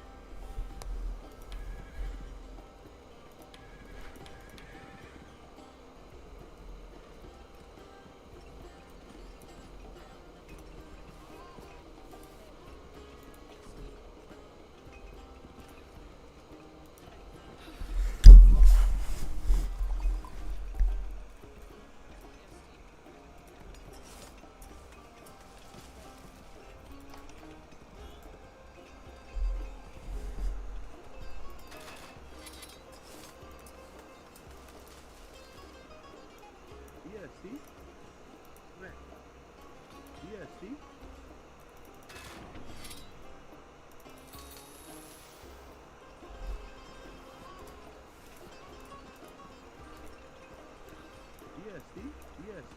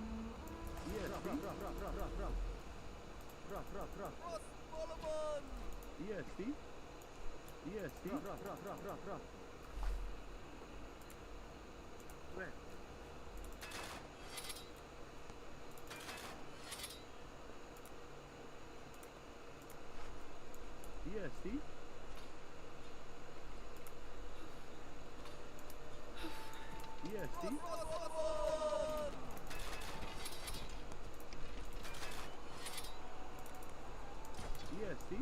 EST. Rough.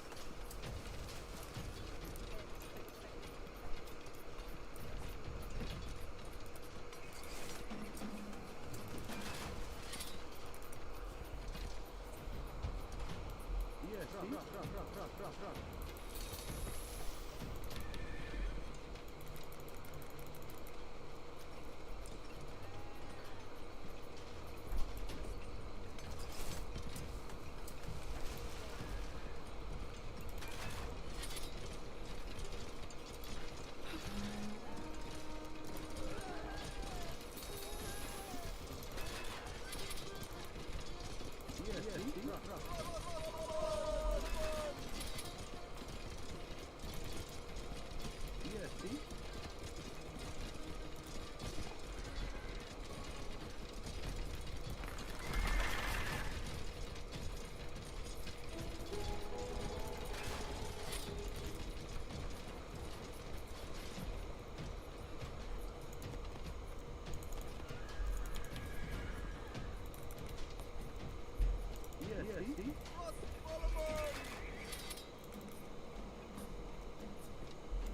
EST.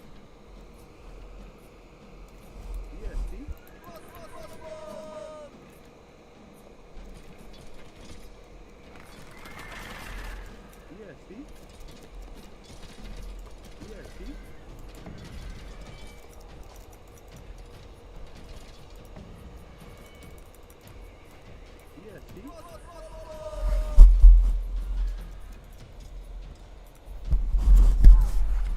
They've got to learn a more solid build order for it, yeah.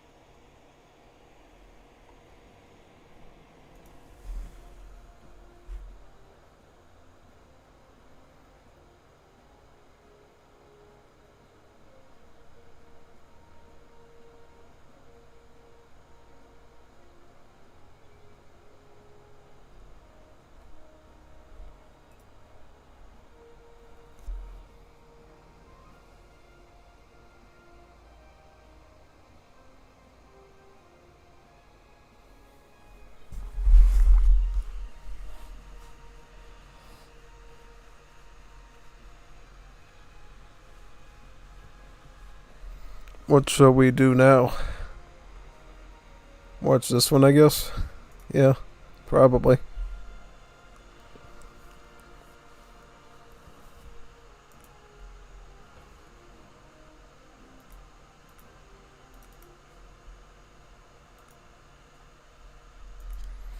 Anyone else hosting?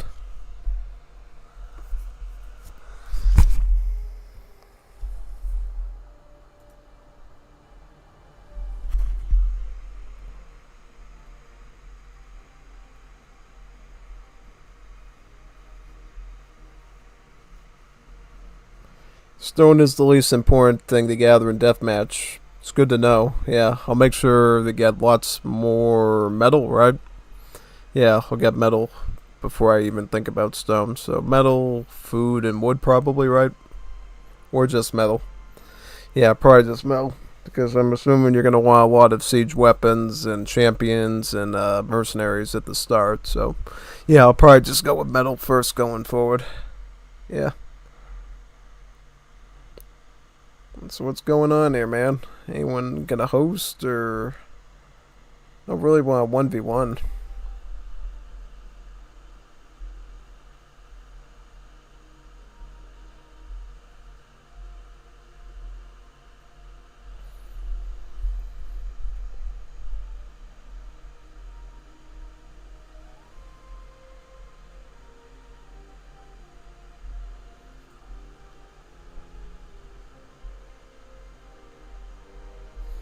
See, Fernando's on, Young Sheep, Sniper, Salt Puppy, Digites, Donadan. Oh, yeah, there's a few people online.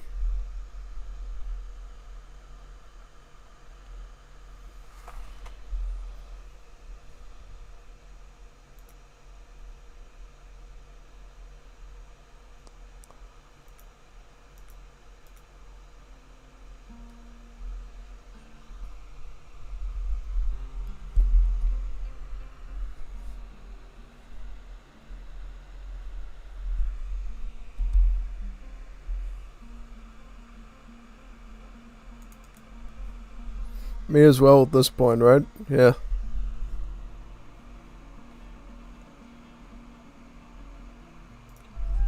First rated game, I guess. Yeah. Sounds good to me.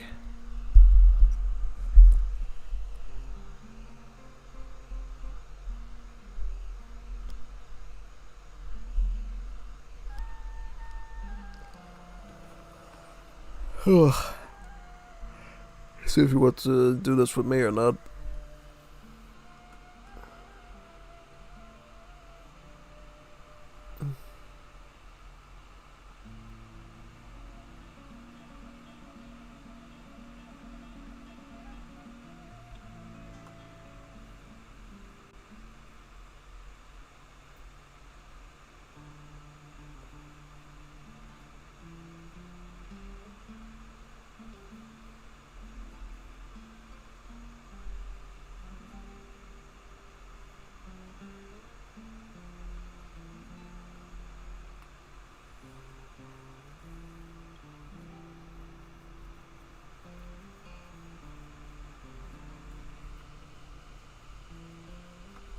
See if he starts up.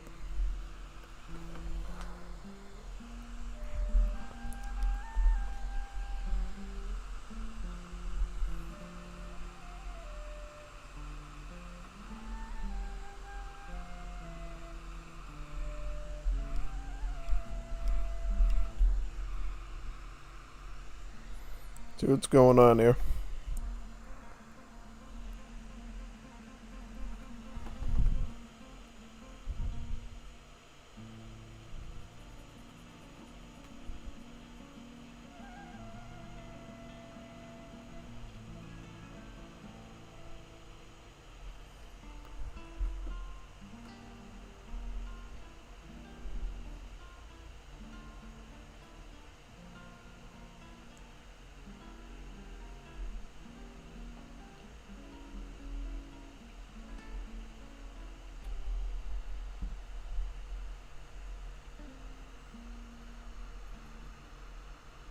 What's going on, man? What's he doing?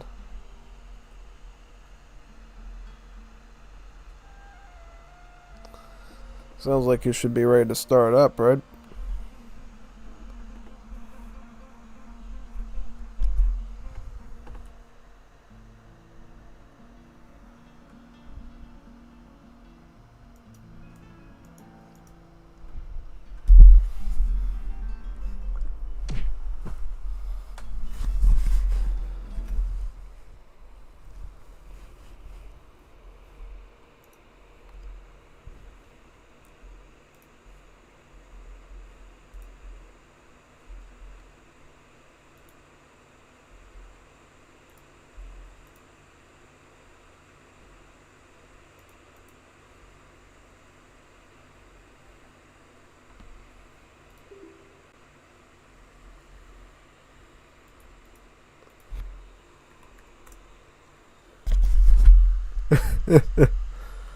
Yeah. Yeah, boy. I guess. Let's see. What we got? Sure. Cool. Let's have some fun.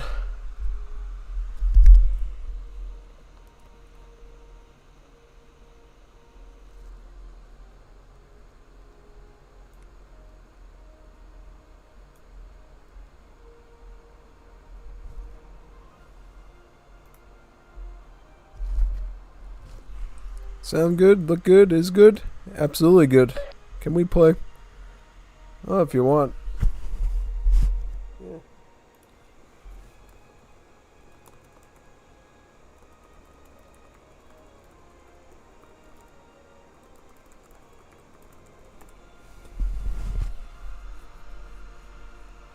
Yeah, I can spec for a more interesting duel if you'd like.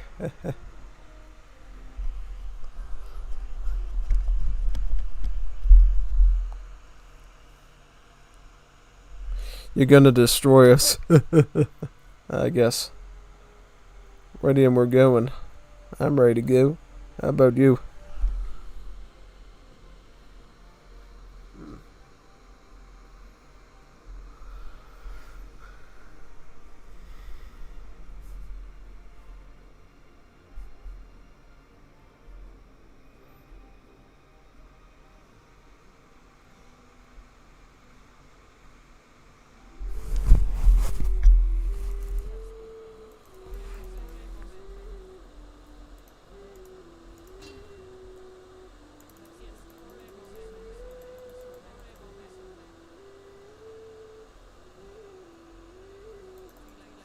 EST.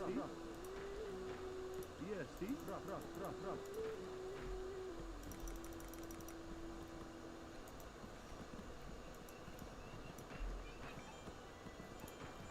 EST. EST. EST. Rock. Rock. EST. Rock, rock, rock, rock, rock.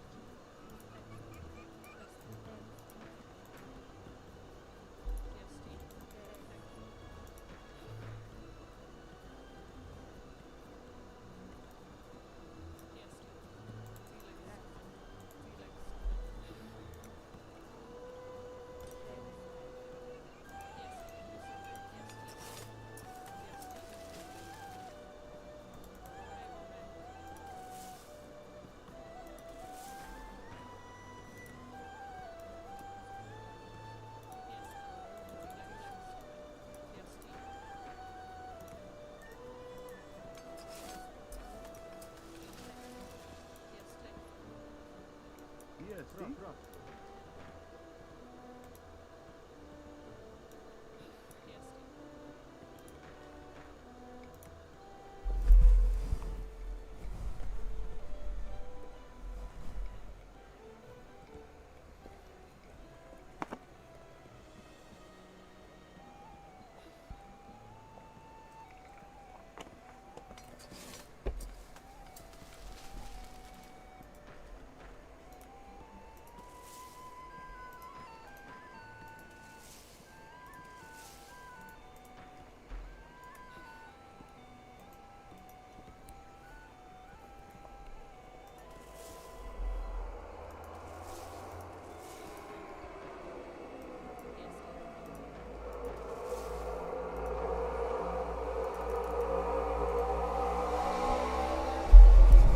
Alright, I'll try to put some onto the wood now that I have 3 fields done.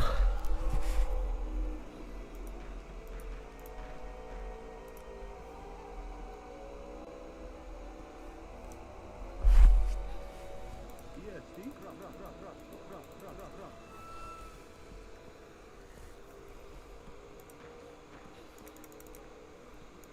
EST.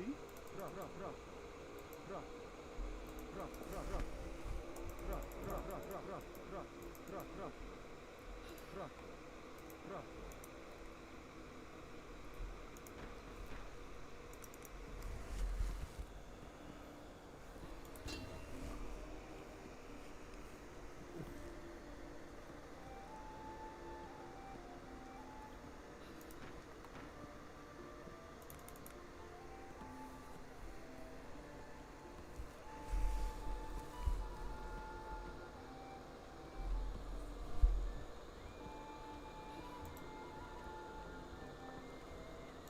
EST. Rock, rock.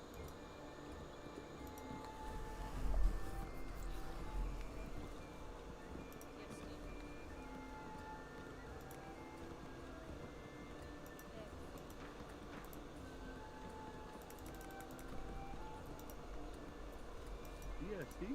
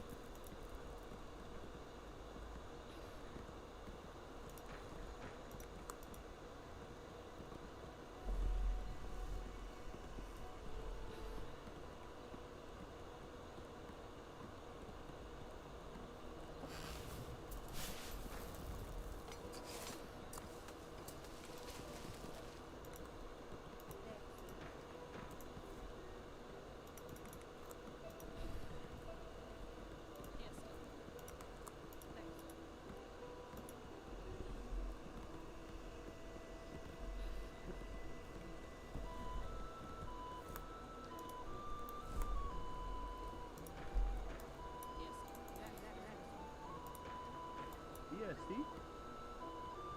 Rock.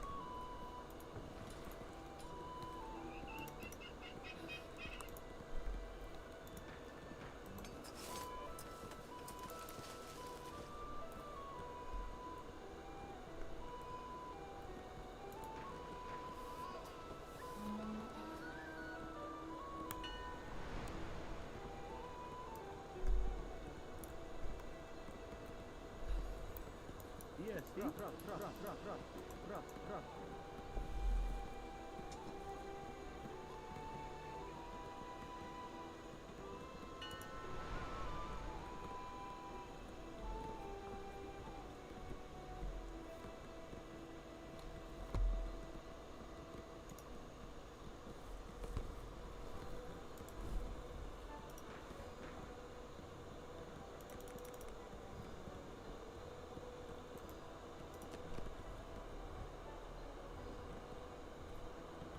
EST.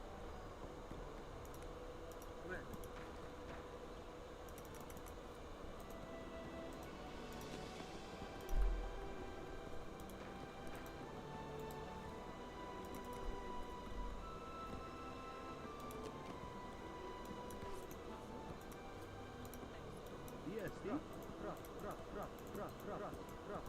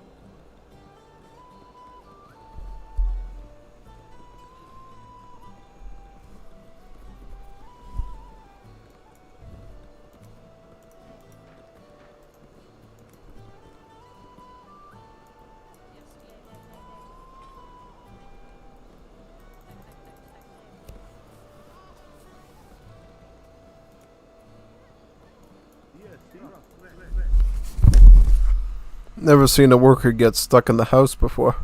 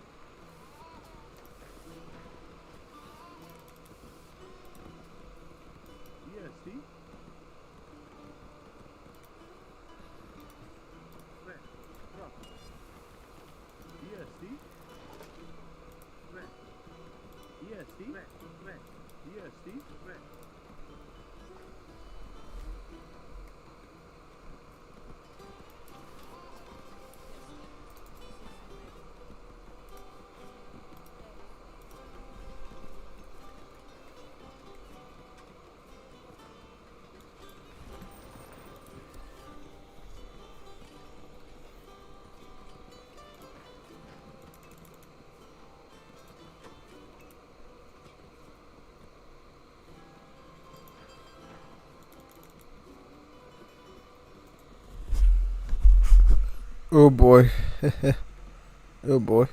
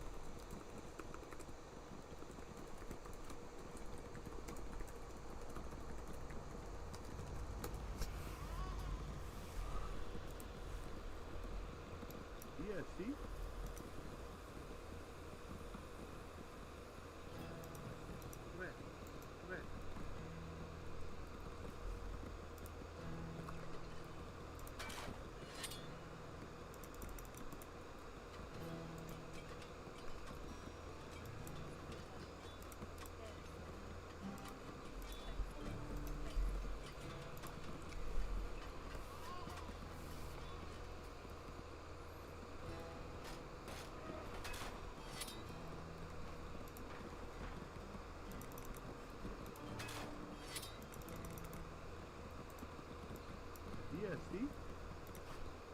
Red. Red. Red. Red. Red. EST. Rough. Red. Red. Red.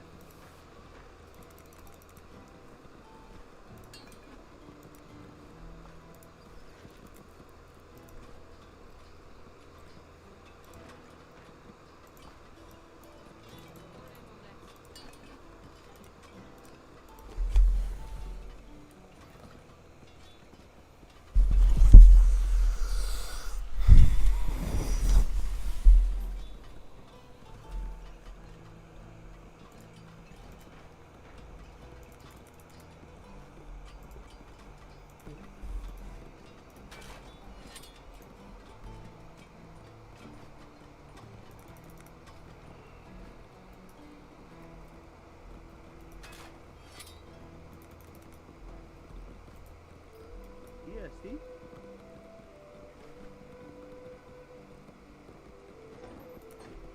Red. EST. EST. Red. EST. Red. Red. EST. Red. Red.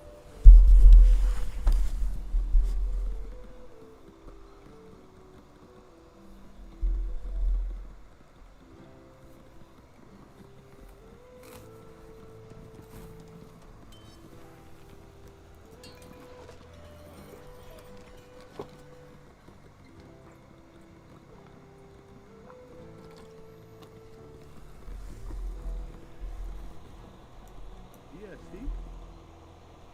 Rough. Red.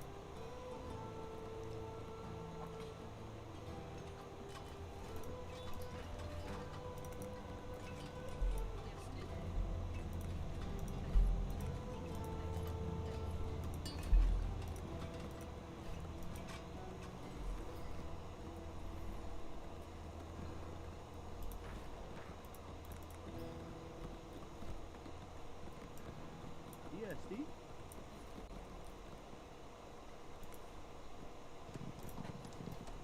EST. Red.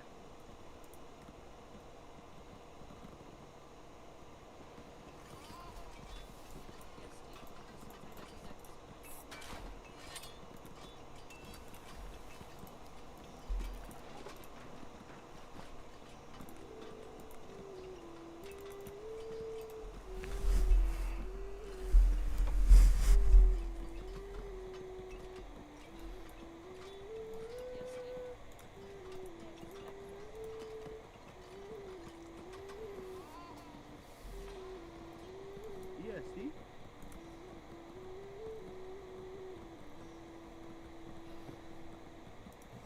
Red.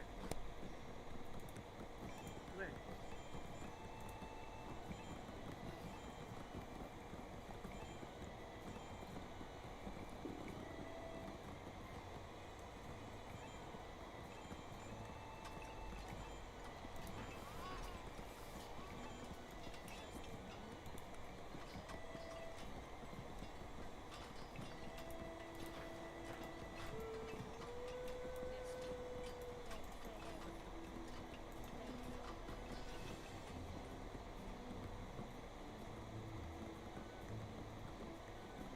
EST.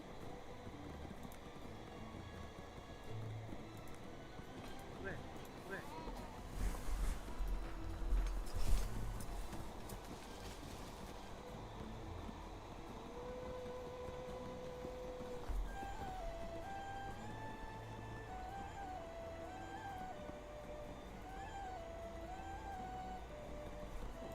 EST. Drop. Drop.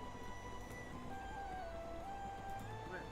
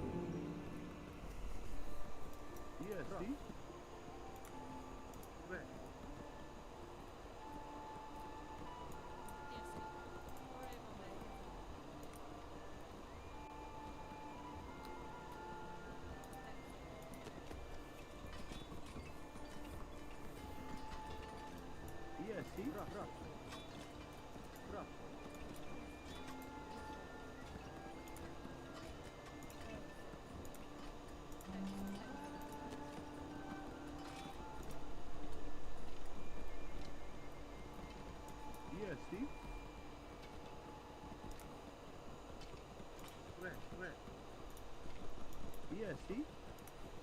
Right. PST.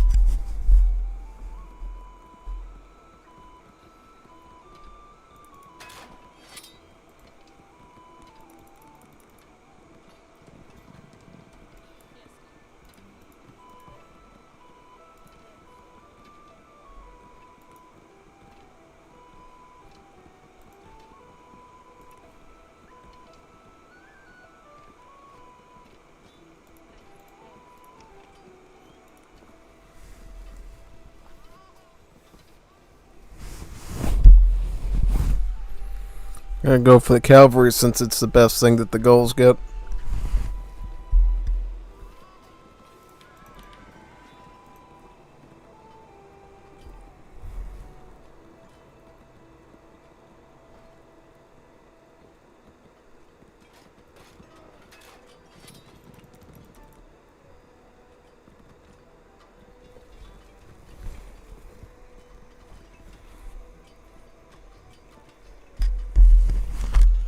Hopefully these champion spears do good.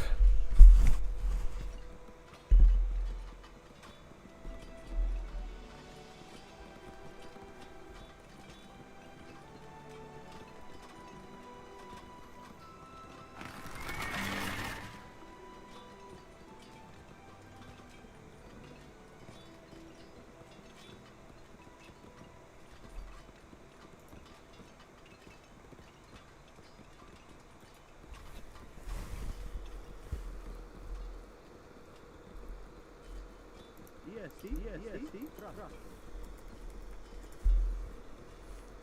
Rock. Rock. Rock. Rock. Rock.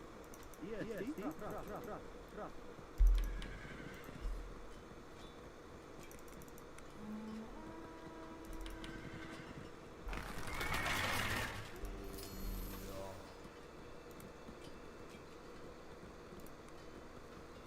EST. Rock. EST. EST. EST.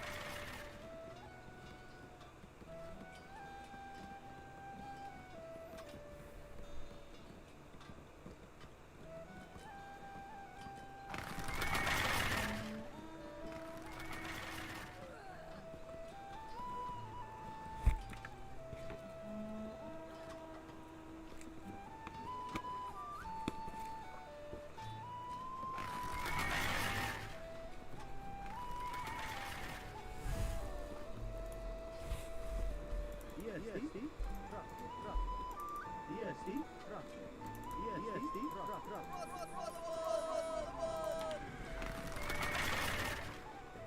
EST.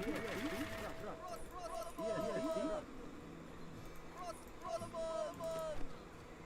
EST. Rock. EST. EST. EST. Rock. Rock.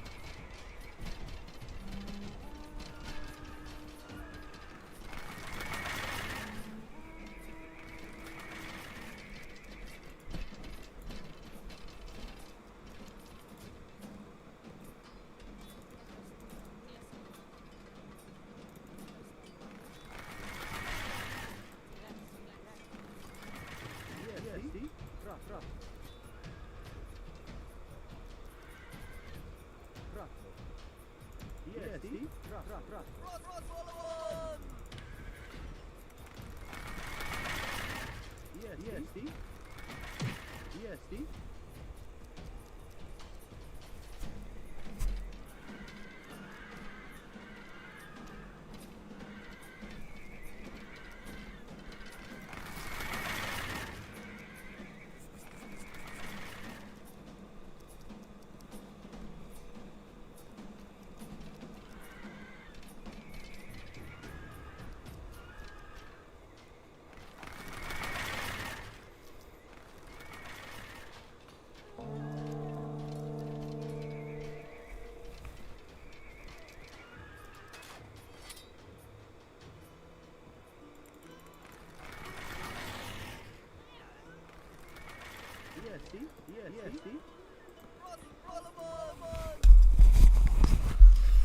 Defending somewhat right now.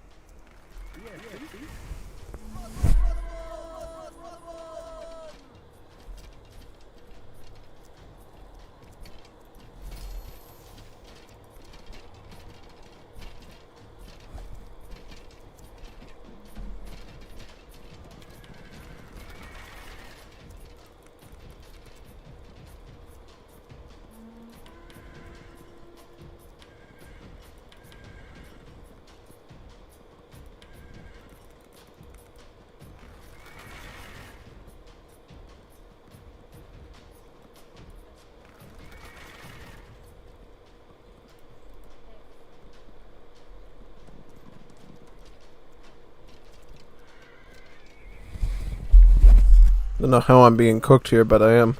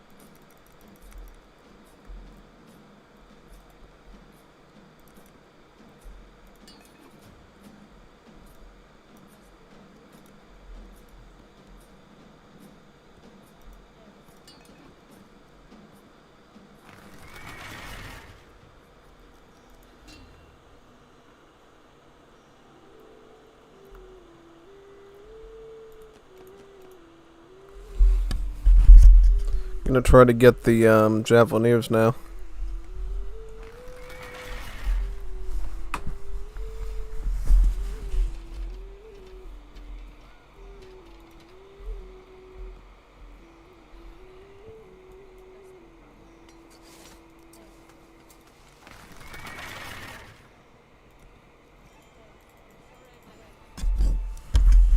Start to add more of these in, yeah.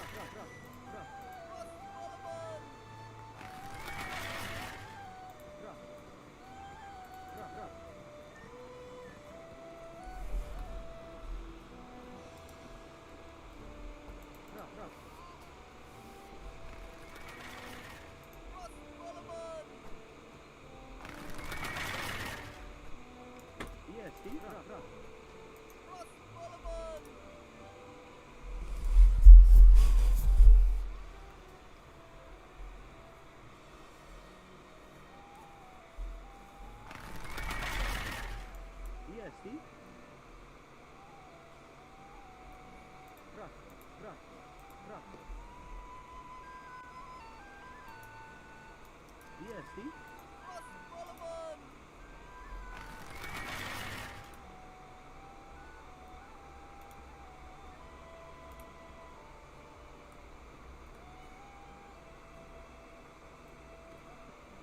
EST. EST.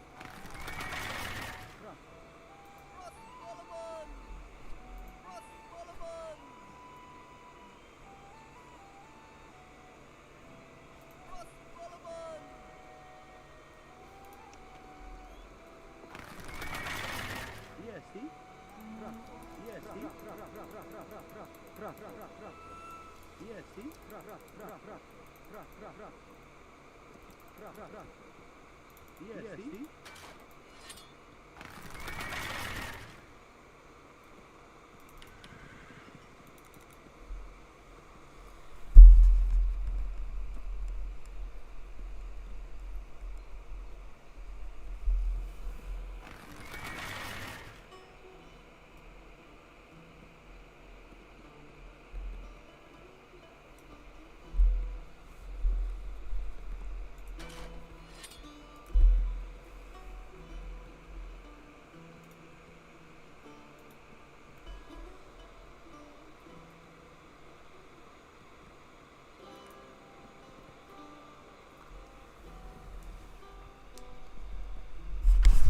Just keep getting in more stuff, I guess.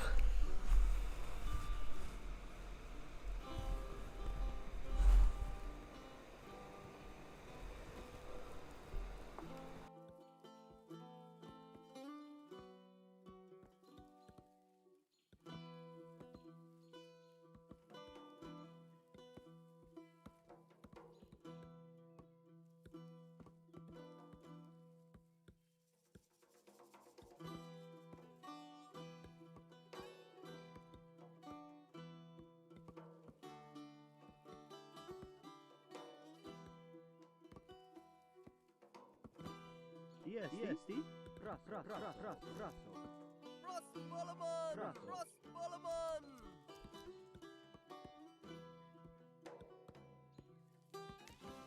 EST.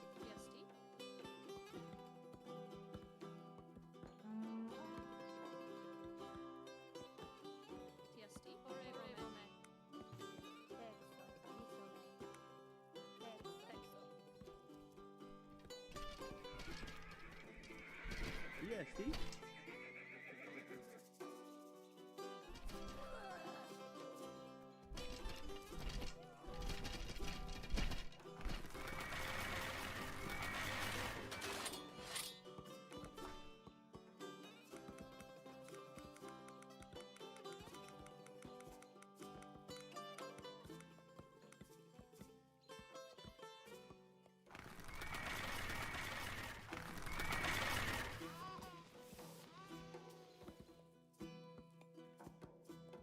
Oreo me.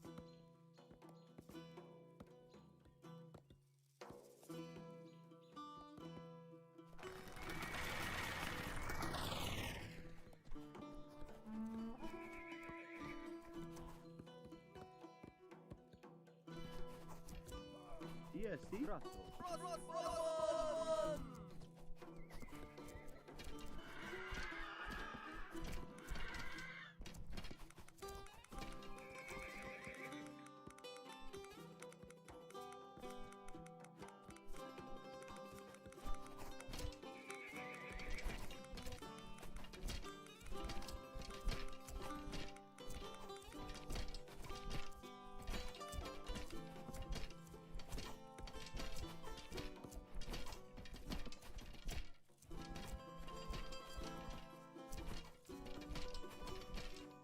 EST.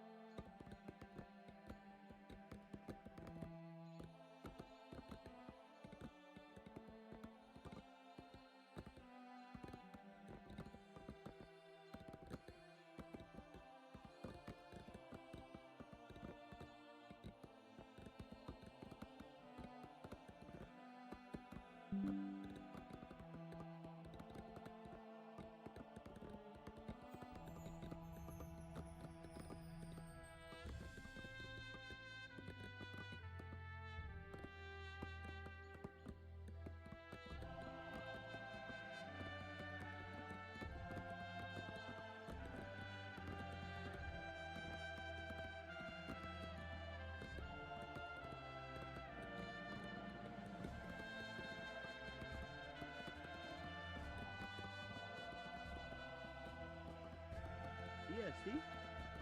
EST?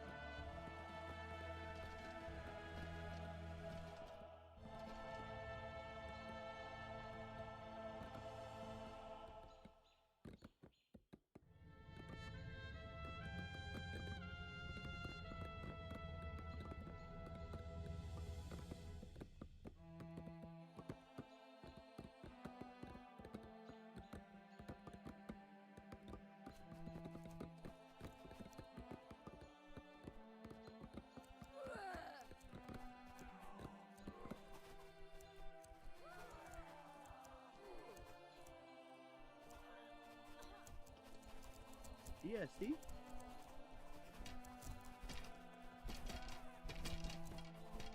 EST?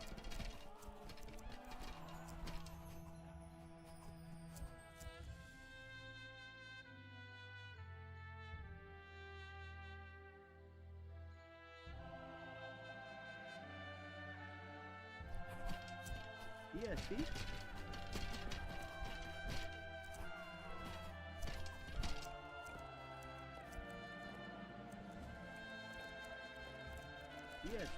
EST? EST?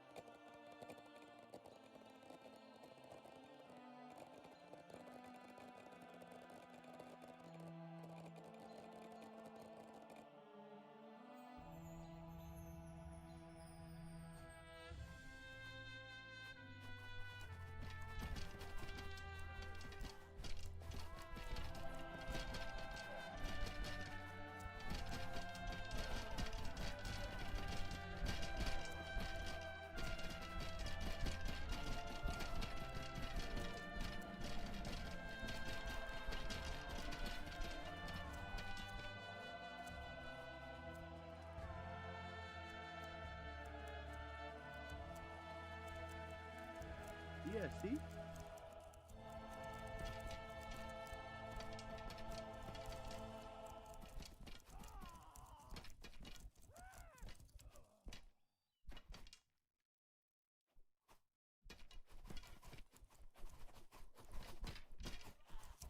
EST?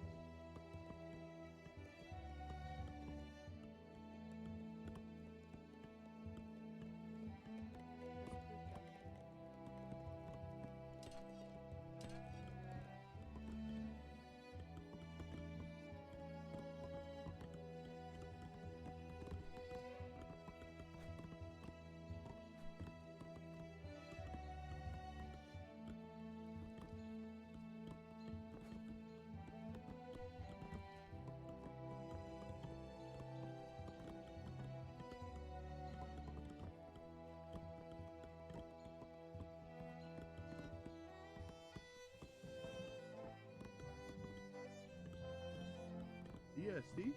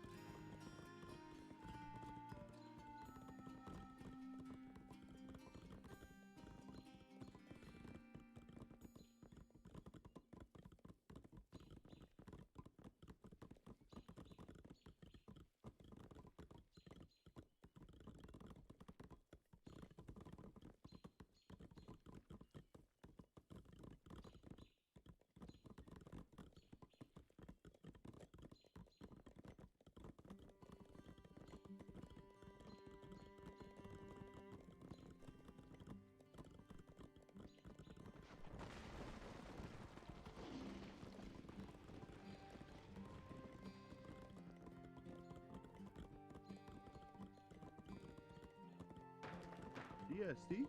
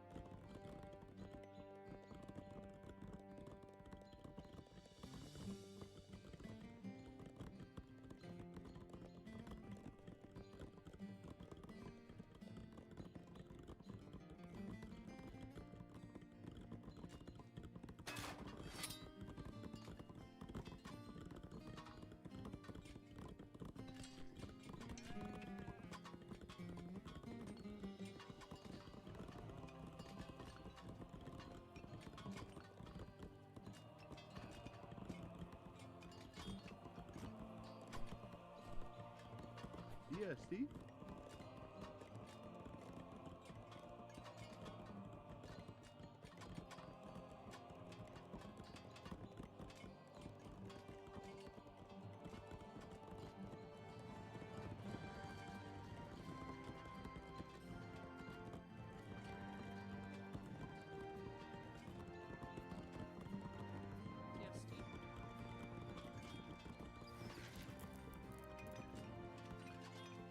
PST.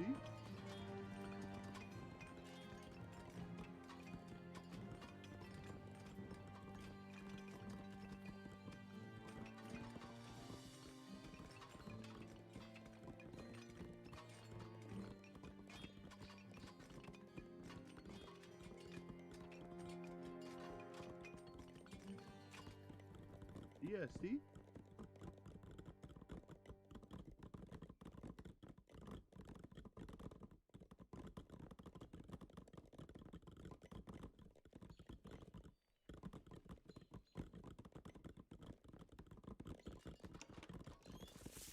With it.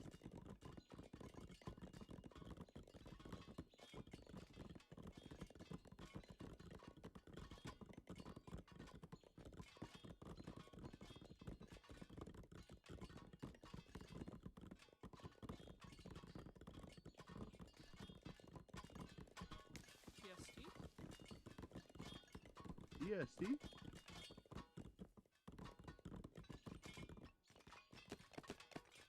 EST.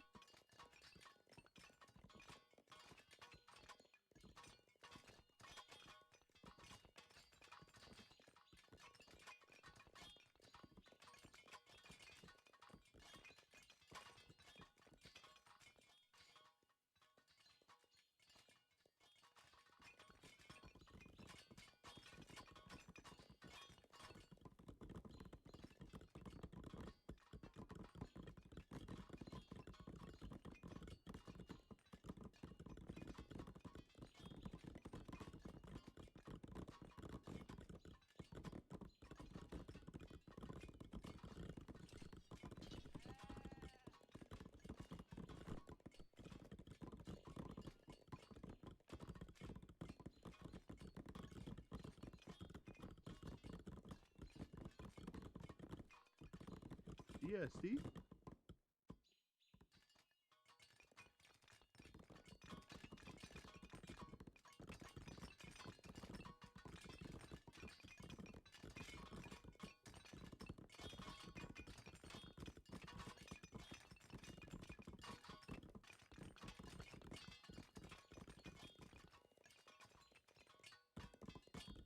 With it.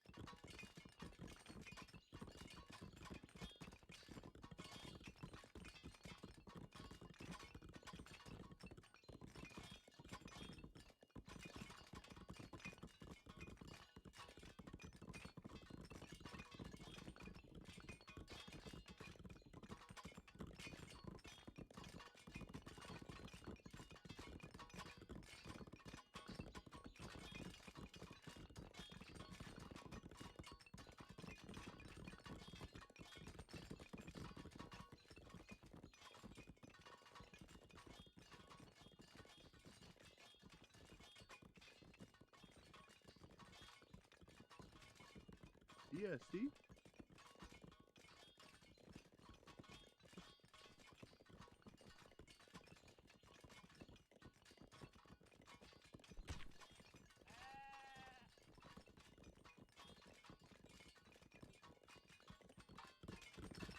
Yeah, see? Yeah, see?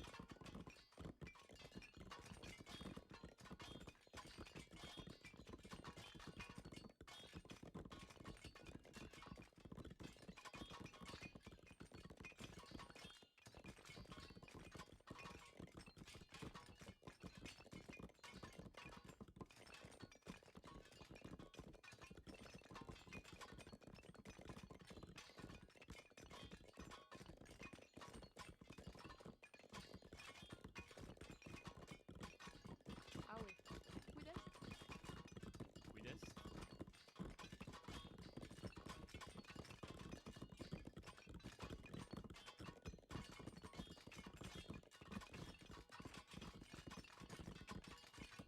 Yeah, see?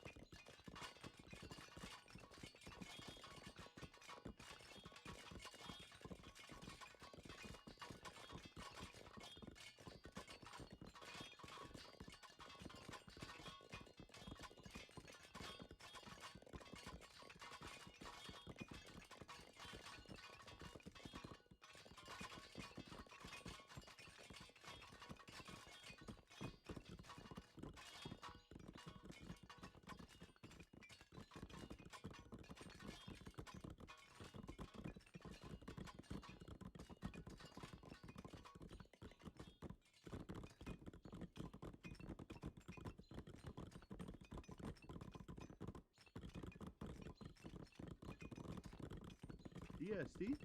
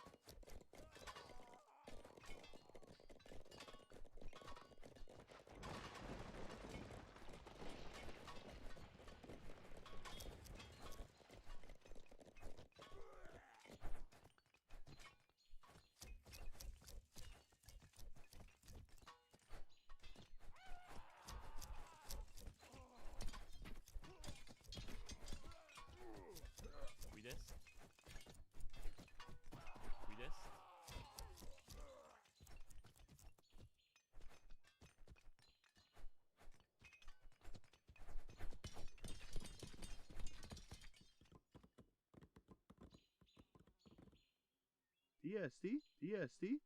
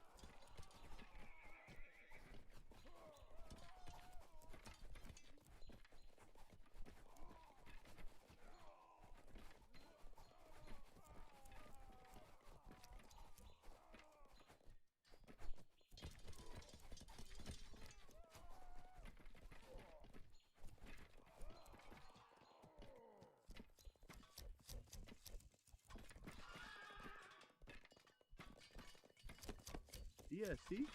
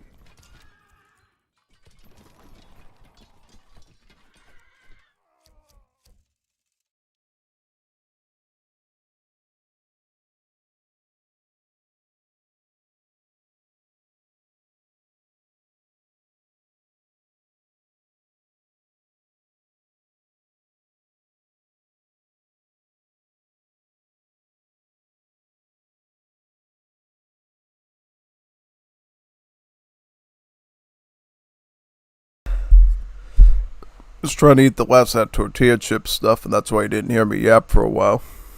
Now I should be able to yap a lot more. Yeah. Join on this one. Yeah, this should be good.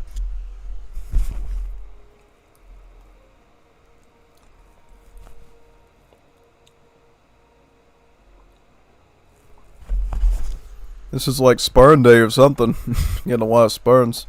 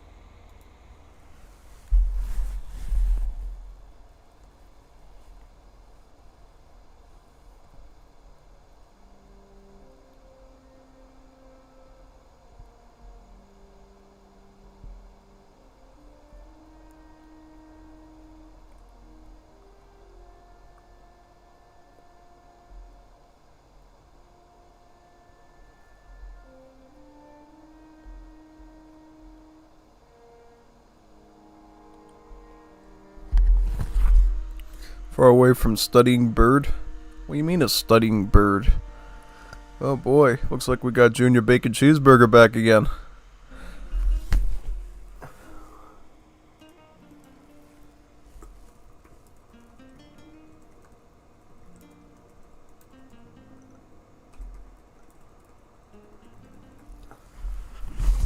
Oh man, yeah.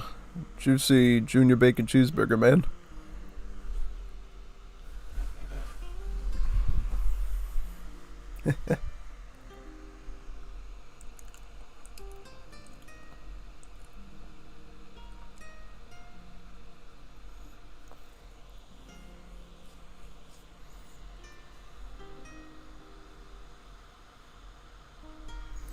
He speaks Donald Duck. I think I could actually do Donald Duck, voice, technically. By doing some weird thing with the back of my, cheek muscles, yeah.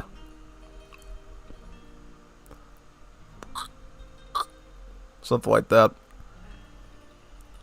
I don't think you heard that, but yeah, that's basically how you do it.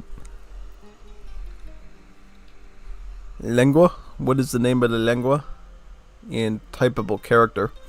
The language is, C language. No, don't do C language, that's hard. Do, Java. Yeah. I know languages of all kinds, not only spoken languages, but programming languages. So, yeah. Pretty much, yeah.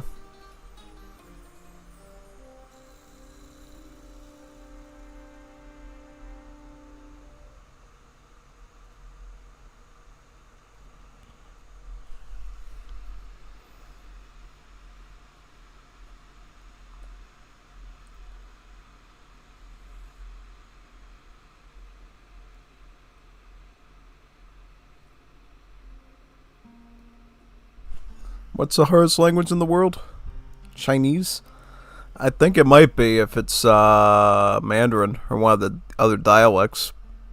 That's what I always heard. That's what people used to always tell me when I was in school and at home was, Chinese is one of the hardest ones to do writing-wise. Particularly written. Yeah.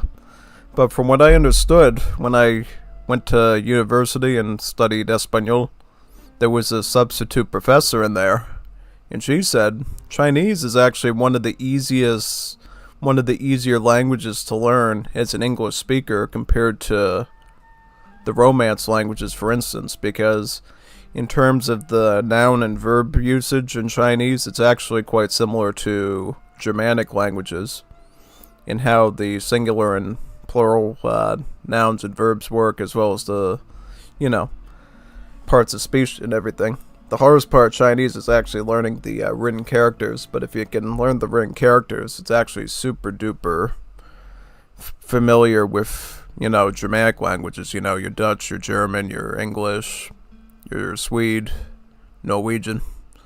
So yeah, I was pretty surprised to hear that actually, that, Chinese is actually quite similar to, English in the way that we use the verbs and the nouns and everything. Whereas in Espanol and French, which most of the kids take, you have to learn the masculine versus the feminine endings, like masculine is with an O, feminine is with an A. They all use their own sort of parts of speech, like el is the in male, and then female would be la in female. And basically rules like that, and then different sorts of,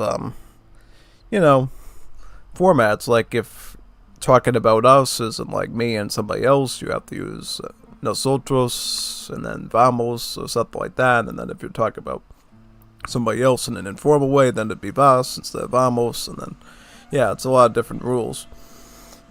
I mean, it was a real pain to learn them, but once I learned them, you started to really understand them, and the language theory of it was the easiest part. Basically, yeah, pretty much. That's all I'm saying. Yep, pretty much. Why is somebody on team 3? Team 3. Oh boy, they're gonna put me on team 3. Hey, they put me on team 3.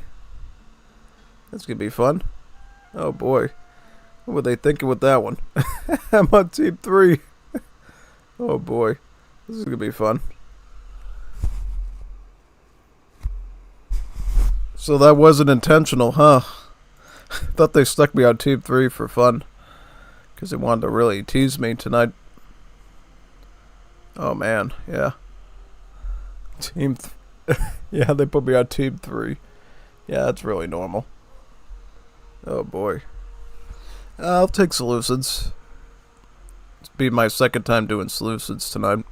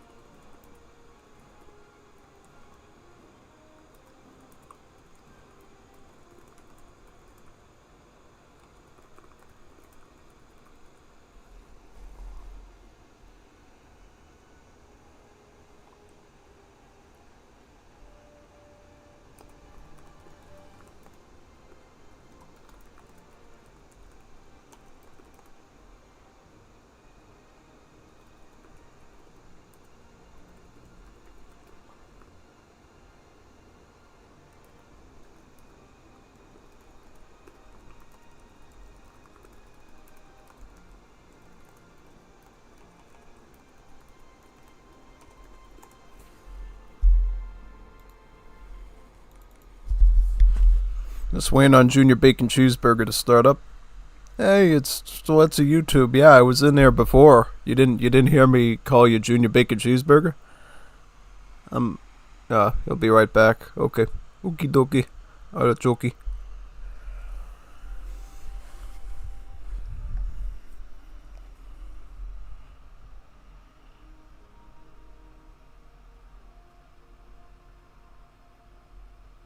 This is Sparta. I like Sparta. Cool, Civ. Lots of hoplites and swordsmen. Hopefully this goes well.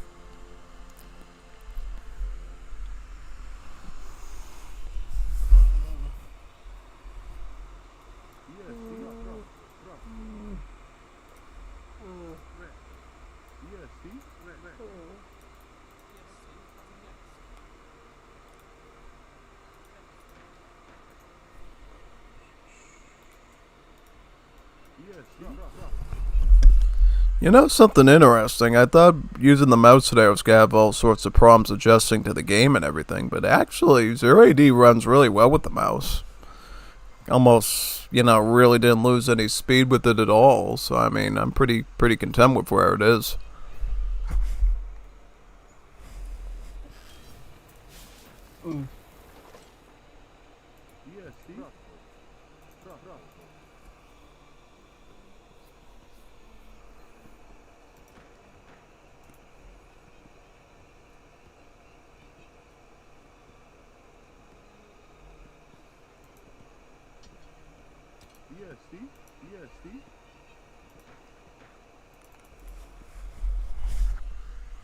Can someone try to control the sea? Sea? There's water here? What do you mean there's water here?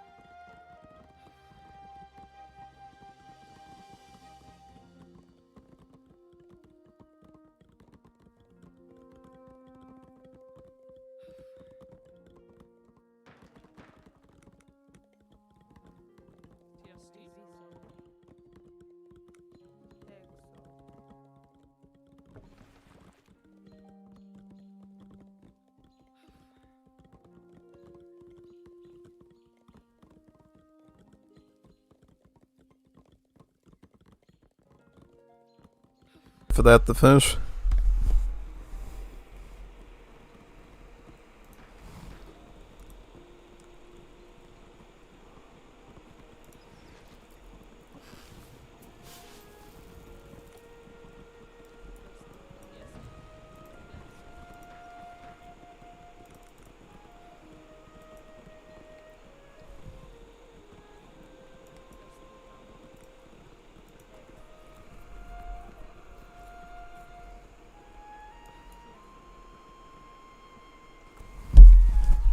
I didn't know the Vills could actually drop off food at the dock like that. That's pretty cool, actually. Makes it a lot more simple than AoE 2 that actually forced you to build a mill next to the dock just to get shorefish. A lot better.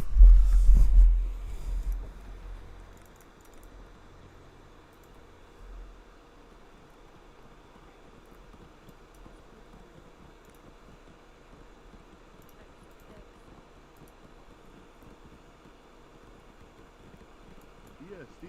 Drop. Drop.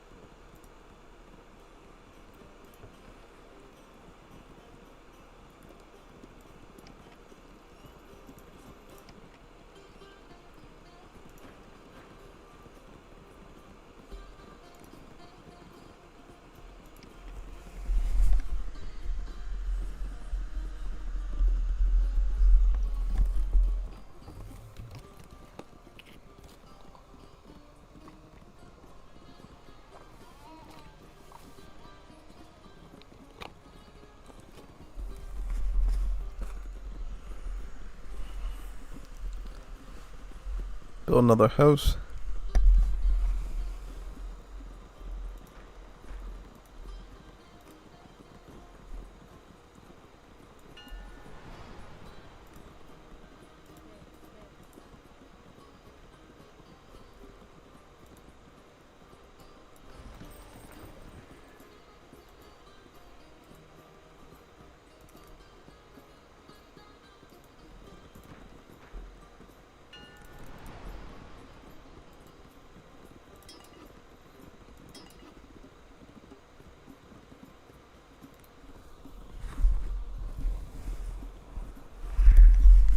You know, it's so hot out there, I actually felt like it was... Oh.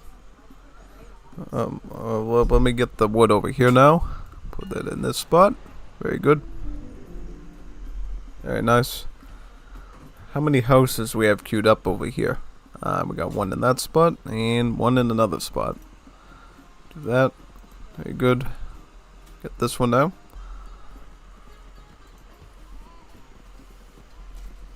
Two more houses there.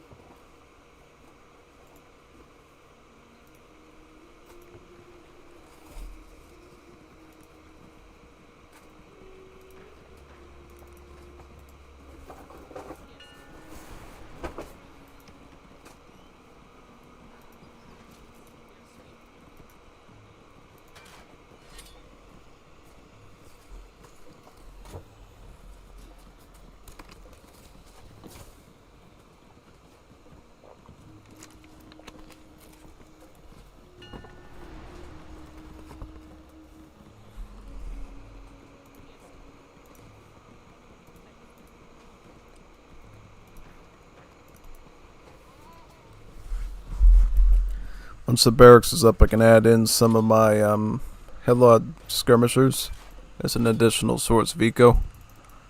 Probably just start sticking them down here under the stone and metal at this point, since we'll need that for upgrades.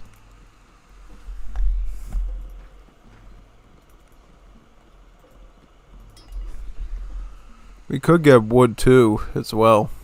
Done as well. That would be good. Some javelineers here.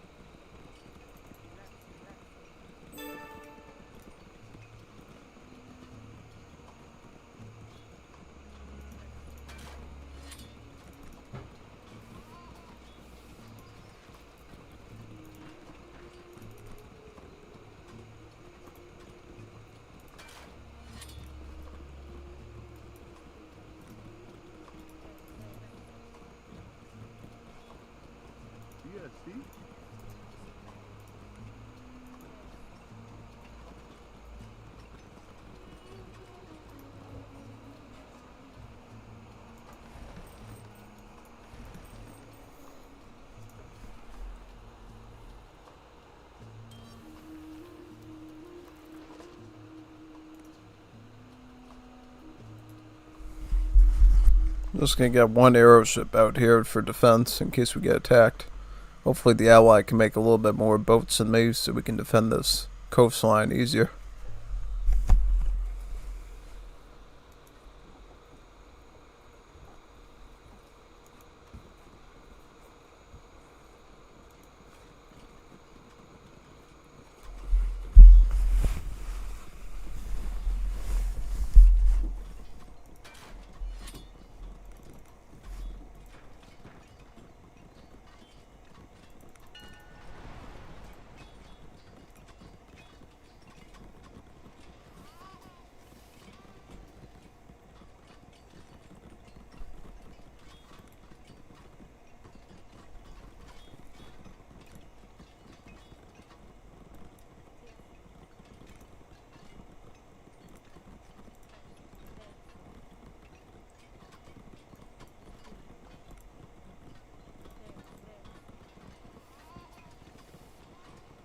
Yes, see?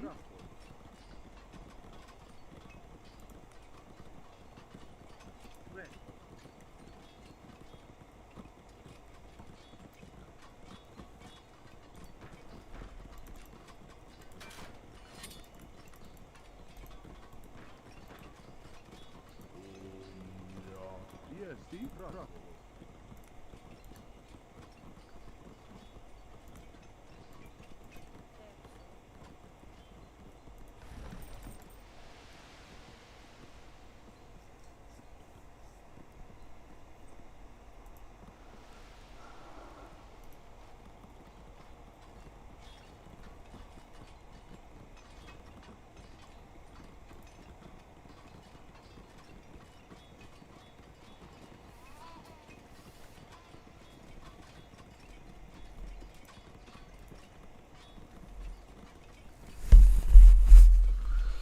Try to build some more stuff now.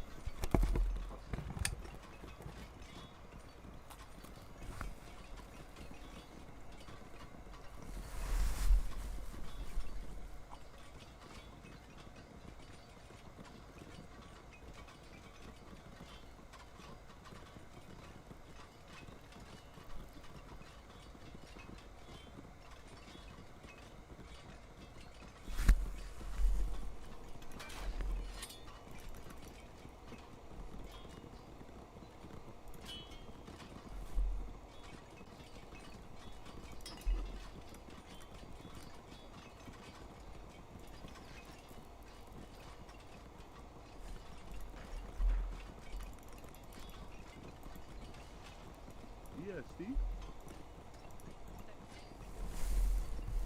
Yes, see?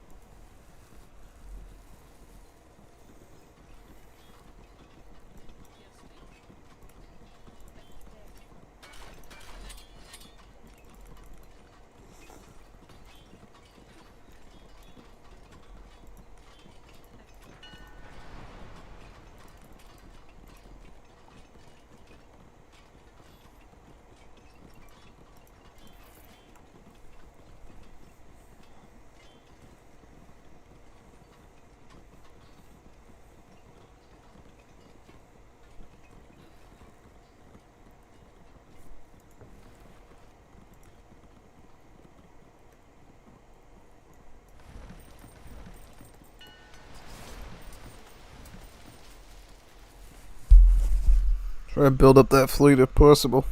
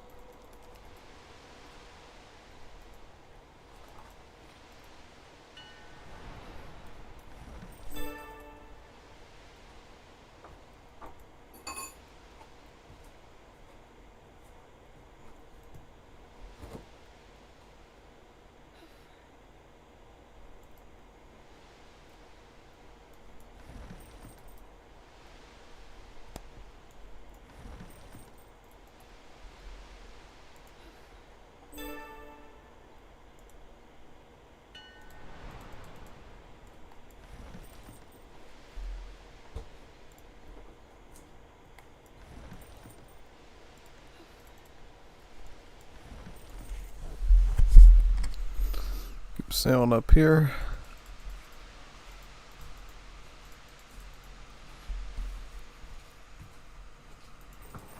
Oh, there's the fishy boats. Let's get them.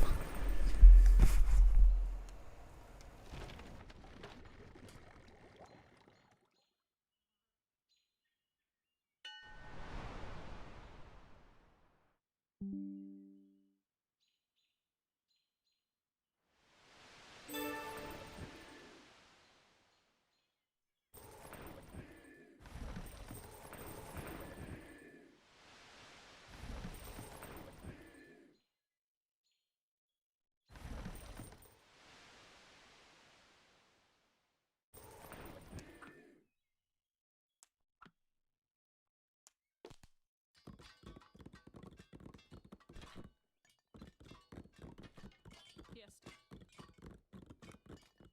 Taxo.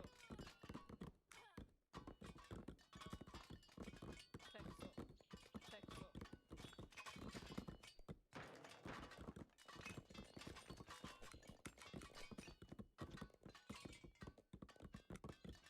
Escúchame. Texto.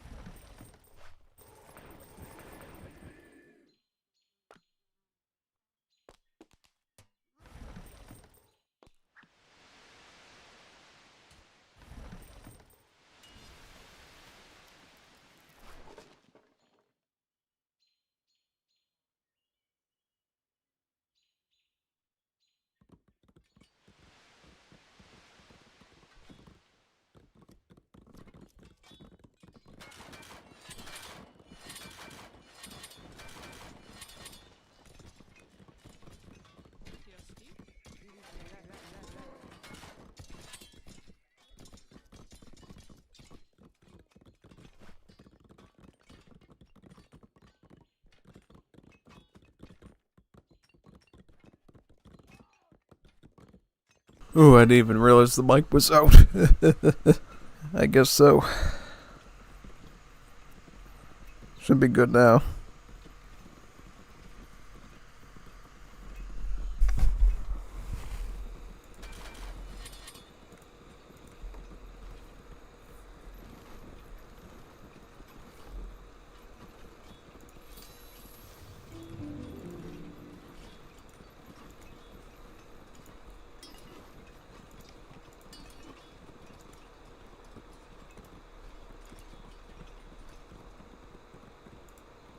Yes, yes, see? Rock, rock, rock.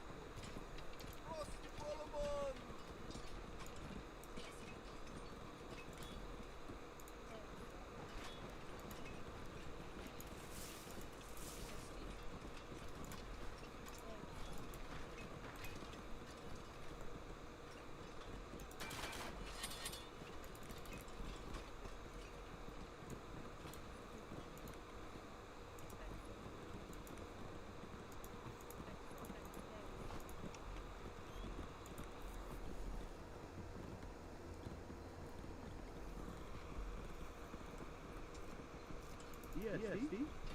Yes, see?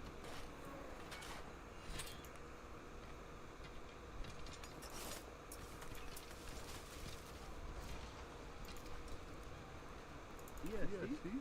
Rock, rock, rock, rock, rock, rock, rock, rock.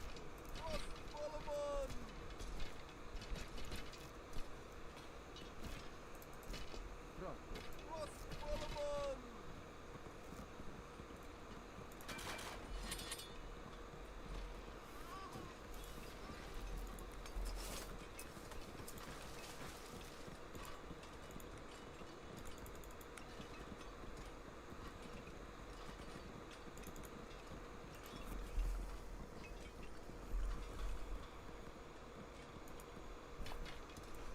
Yes, see? Yes, see? Rock, rock, rock, rock. Yes, EST.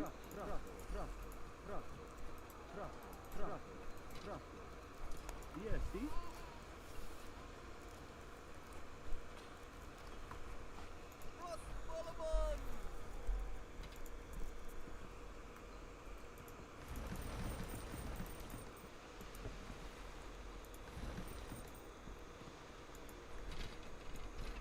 EST.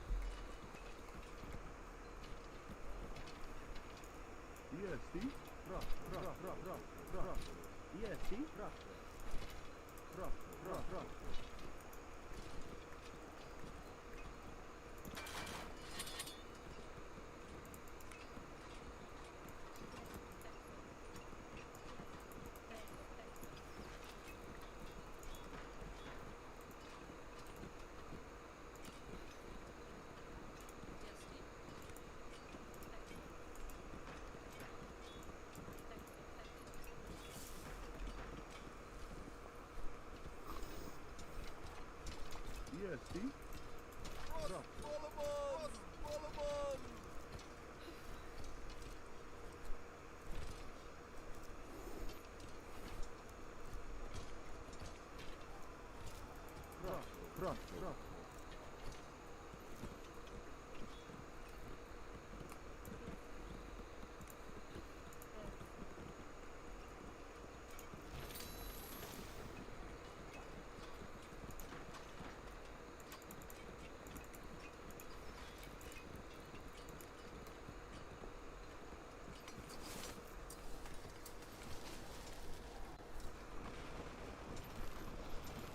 EST. EST.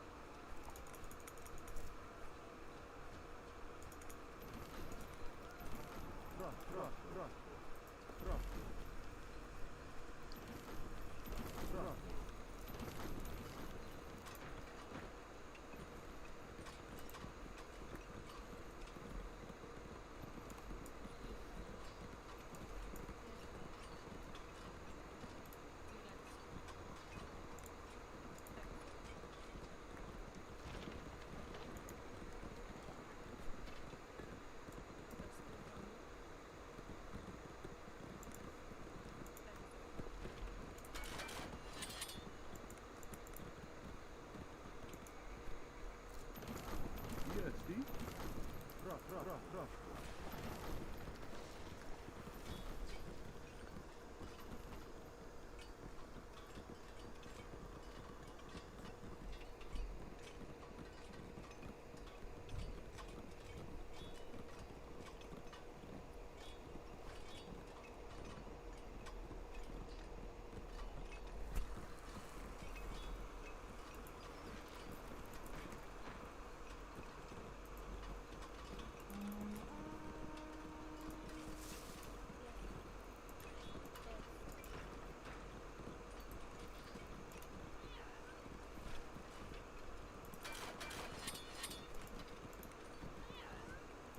EST. EST.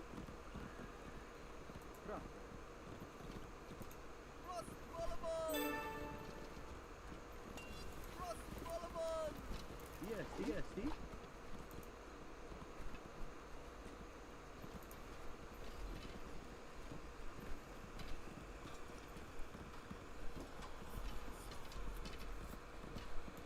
EST. EST.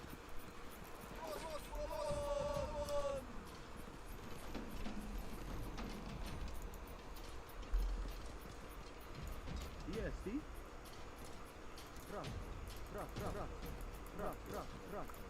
It's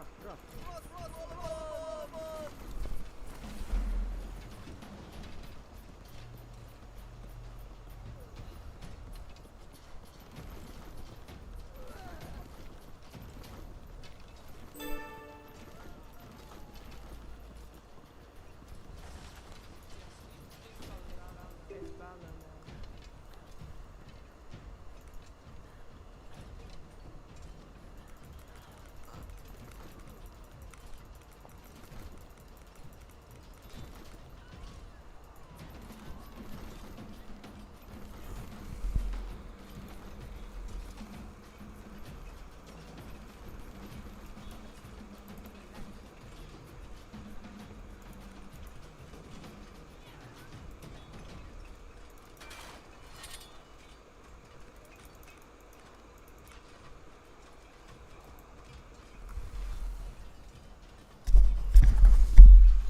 Try swordsman against the Rams.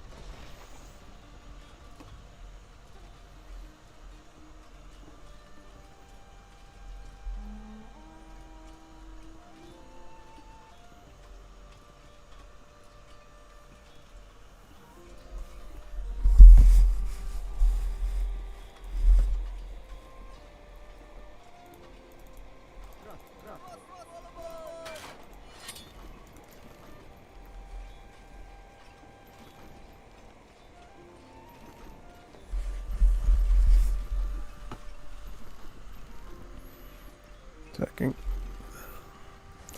So should I try to get those Spartan hot potatoes out as well to fight the Rams, or just the swords?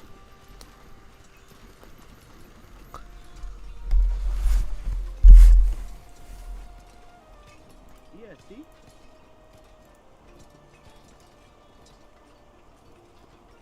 EST?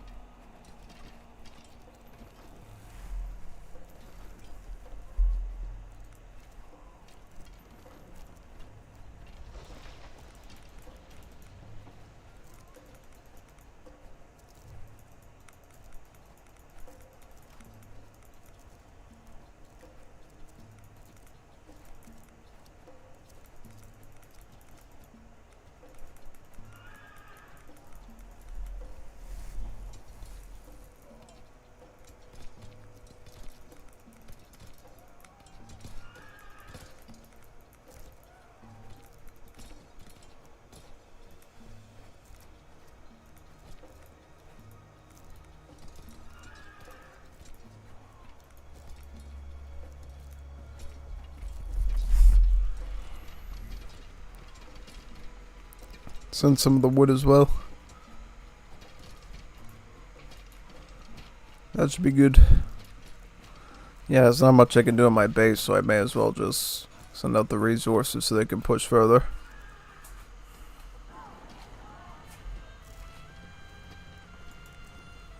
Yeah, it looks like they're making progress. I mean, I can see them approaching the Ptolemy's base over here. Once they do that, they just have to crush into one of the other ones and they should be all set. Yeah, probably.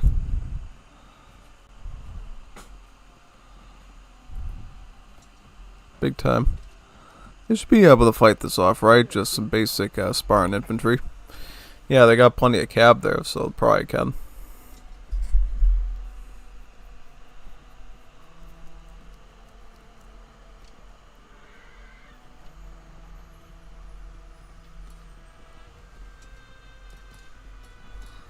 I see garrisoning the cavalry in the towers. Shoot out extra shots. Didn't know you could do that. Yeah. Where'd you go over here? Those little linkers? Oh wow, it's got little linkers over there. Not bad. Can get food out of them that way. That's pretty cool. Can you like guide where the pigs go and can they be captured? That'd be real interesting if we could capture them.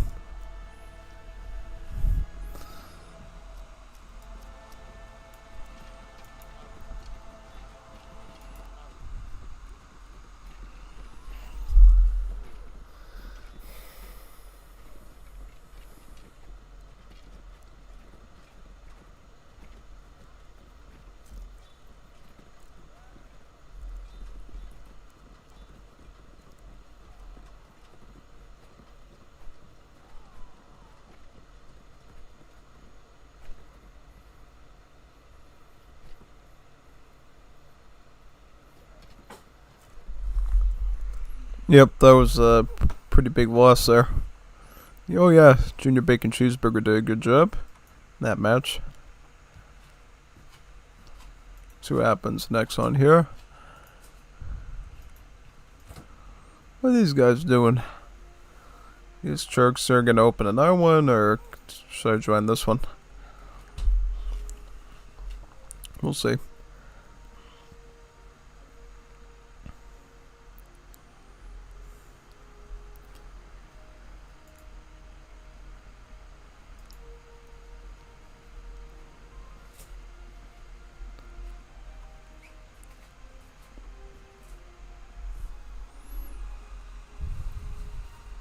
Amphibious landing. Yeah, I guess. Join in on this one.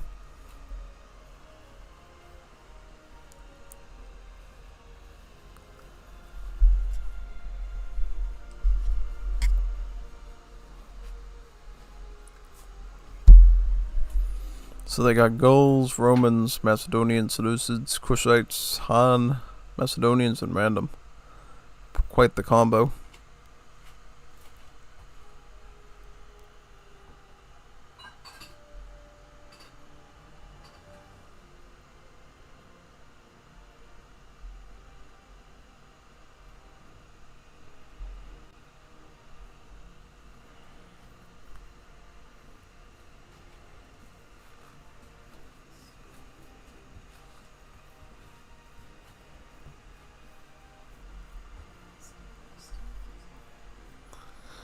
Yep, make sure you balance the teams properly.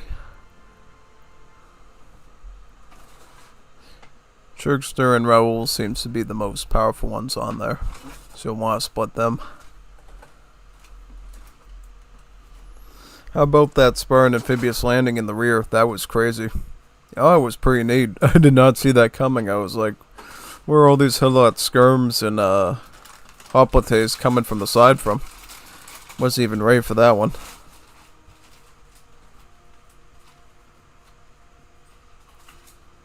You attacked the lowest, yep. That's unfortunate.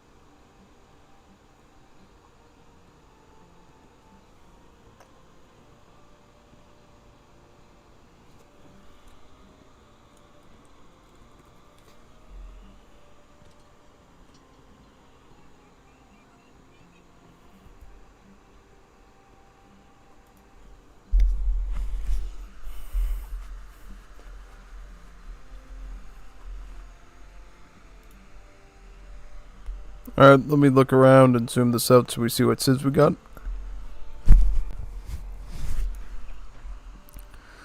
We got the Macedonians. Also, we got the Britons. Also, we got Seleucids. Then we got Gauls. Another Gaul here. Marians. Another Seleucid. Last but not least, we got more Macedonians. Okay.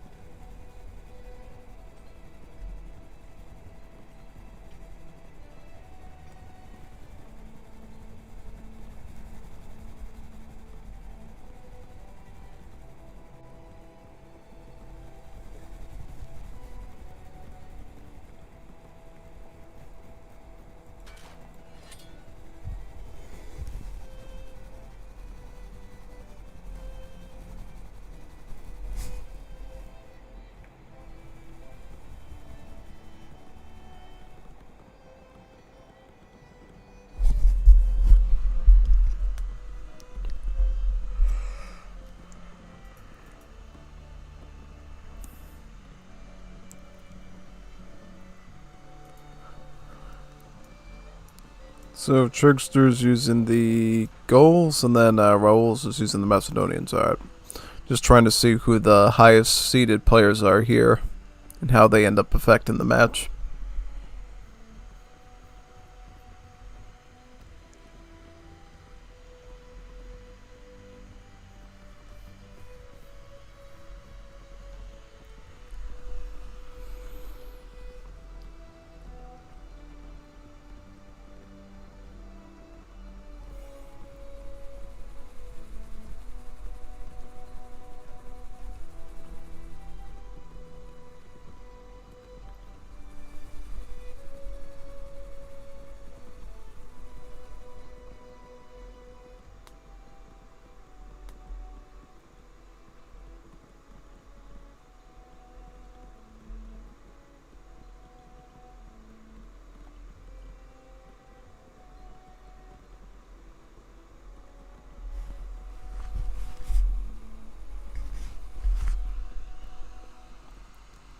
This is sort of the primitive part of the match where you don't see a lot of action usually, you know.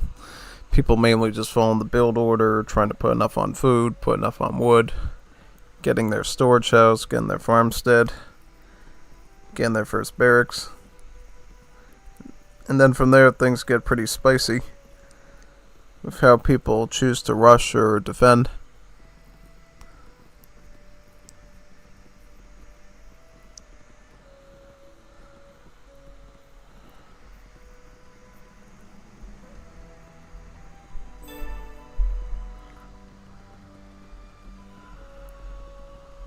Somebody sent the flare, I guess. Yep.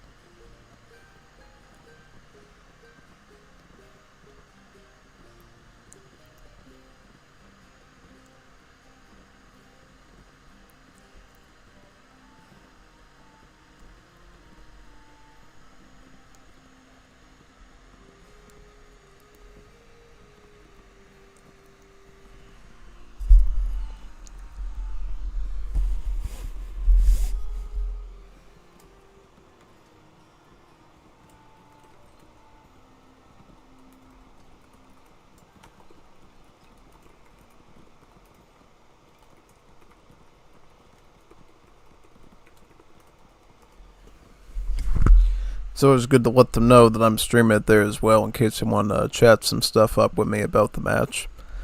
Kind of just being mellow right now because it's so hot out. It's really like a heat wave.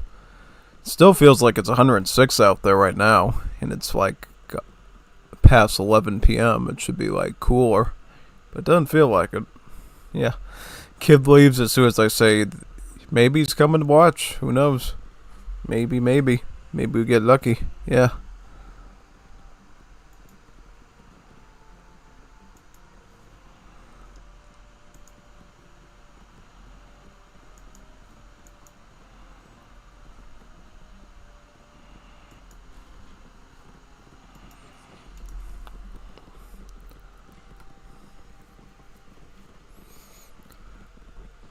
Looking for any potential battles here that might occur. Hopefully there's some interesting ones.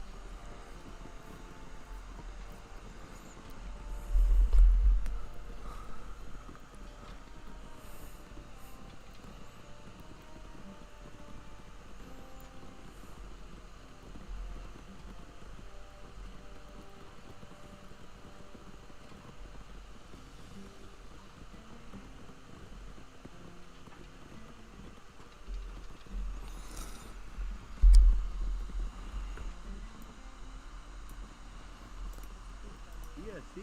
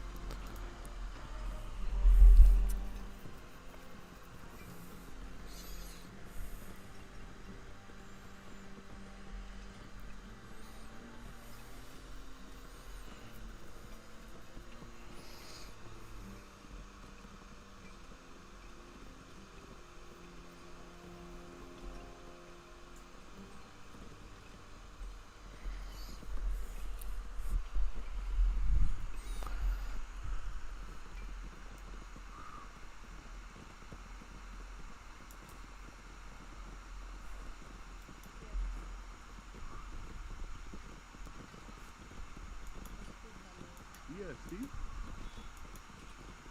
ESC?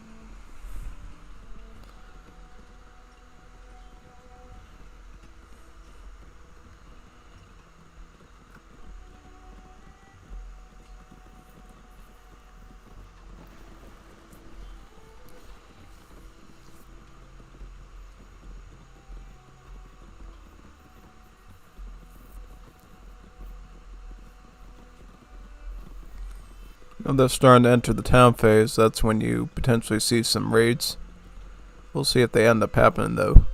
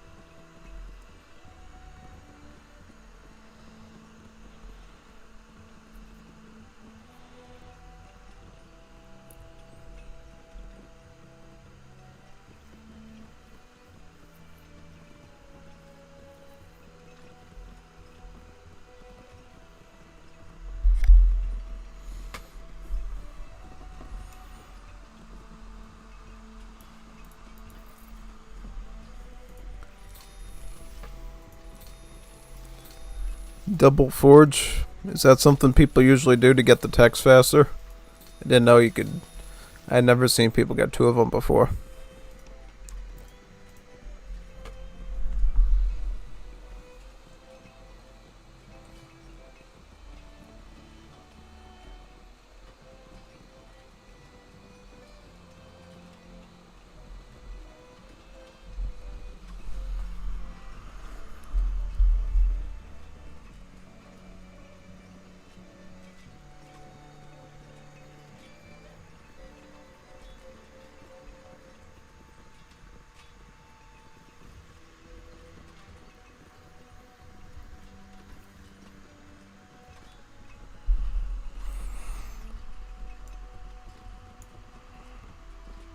Yeah, see?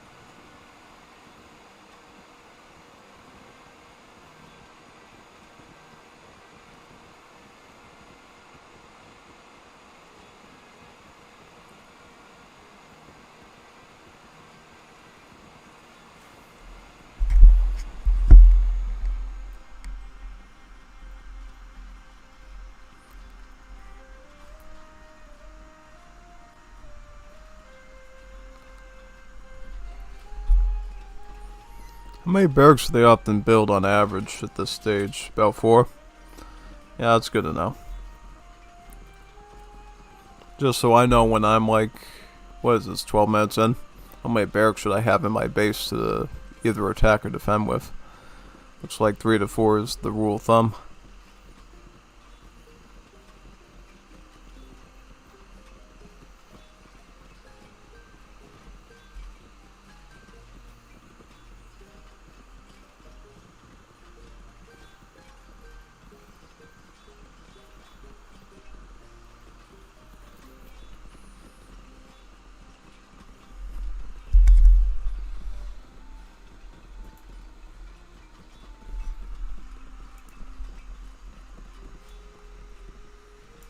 How about Churgster? How much production does he have? So he has about, looks like 2 forges as well. So it seems like it's a pretty normal thing to have multiple forges to make production. 3 barracks, East stables. So 4 stables and 3 barracks for Gauls, and then 4 barracks for the Macedons. So that just shows you sort of what your comp should usually be based on. It looks like unless you want to go for a cav raid with Macedon, then you'd want some stables. If you're just want to push him with the pikes and the javelineers, and just go with many barracks buildings. Yep.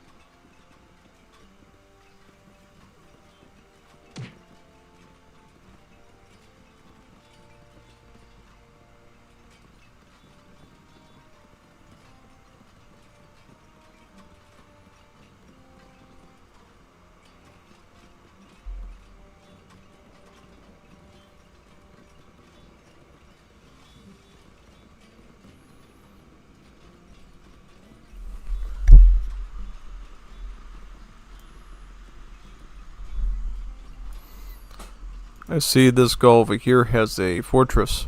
How about Churgster? Does he have a fortress? Maybe we'll get one, who knows.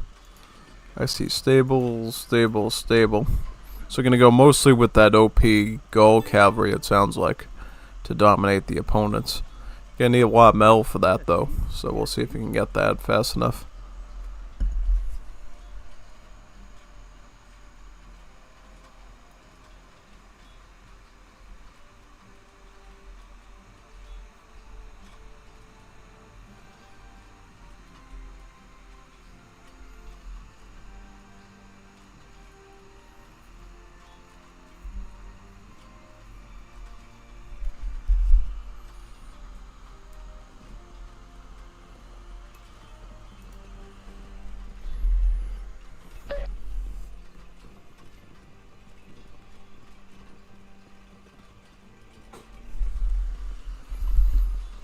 See what else we got here. How many stables is he on? 9. That's a lot of them. So he's going with the noble cavalry. Spam, just as I said he was going to do. He's probably going to have a bajillion of those and then just start trampling through enemy bases with these. That'd be my guess. From what we've seen in the previous games with those Gallic cavalry.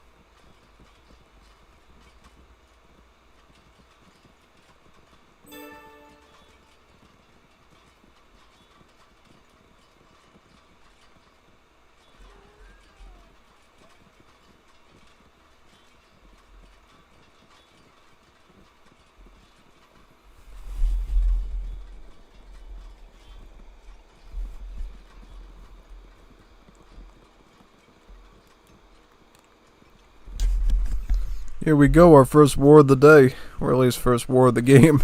Not war of the day, we've seen a lot of wars today, now this is the first battle we see.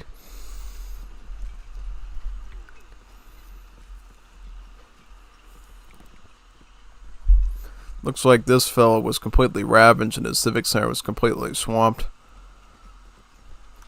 Now it looks like they're going to have to push in towards Raoul's. A very powerful Macedon indeed. He's going to call out Alexander the Great as his hero. and they should be able to fight pretty well there.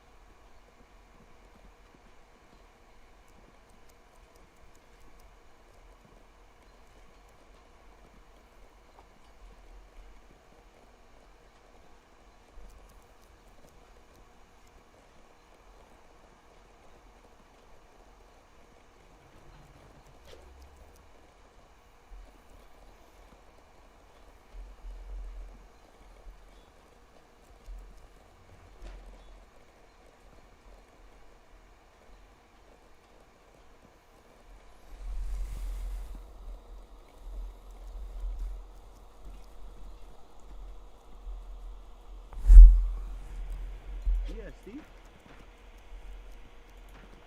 ESD?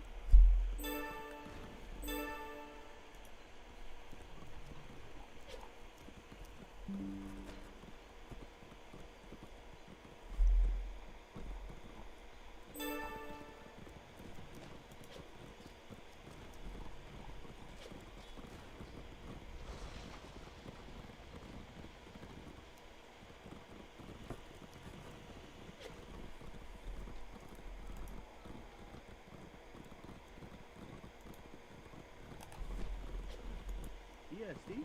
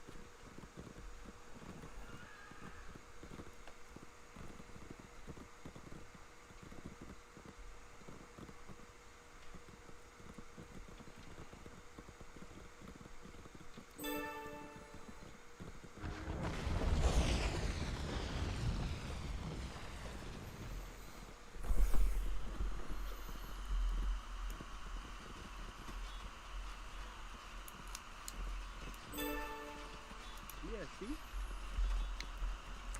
Looks like Trigster's noble cavalry has reached the enemy. He's going to start making some real gains against the civilian soldiers and female vills. In general, champions are more specialized in fighting, which means while they do lose the economic thing where they can gather resources and build stuff, that class of unit is just really powerful in overall armor, HP, and attack. Almost like a boss battle in a way.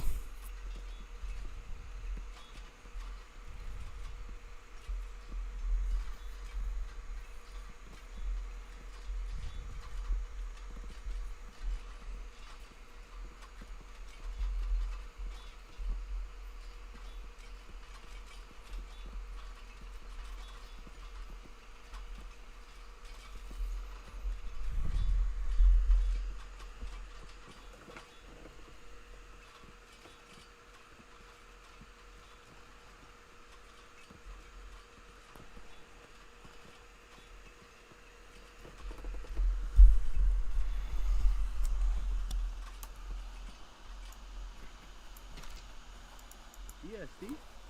ESD?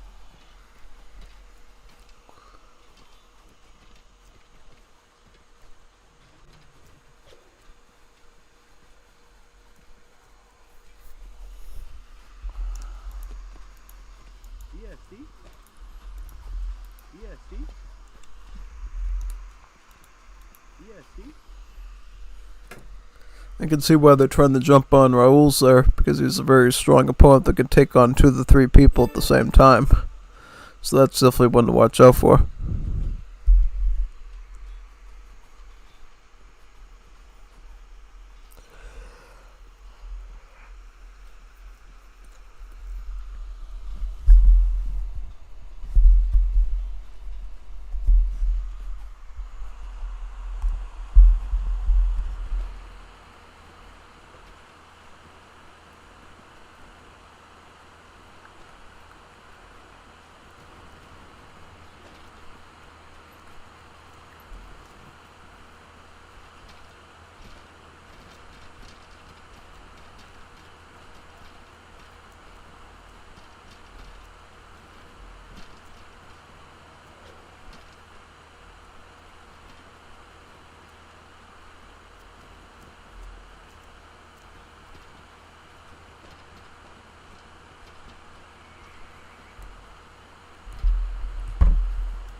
see?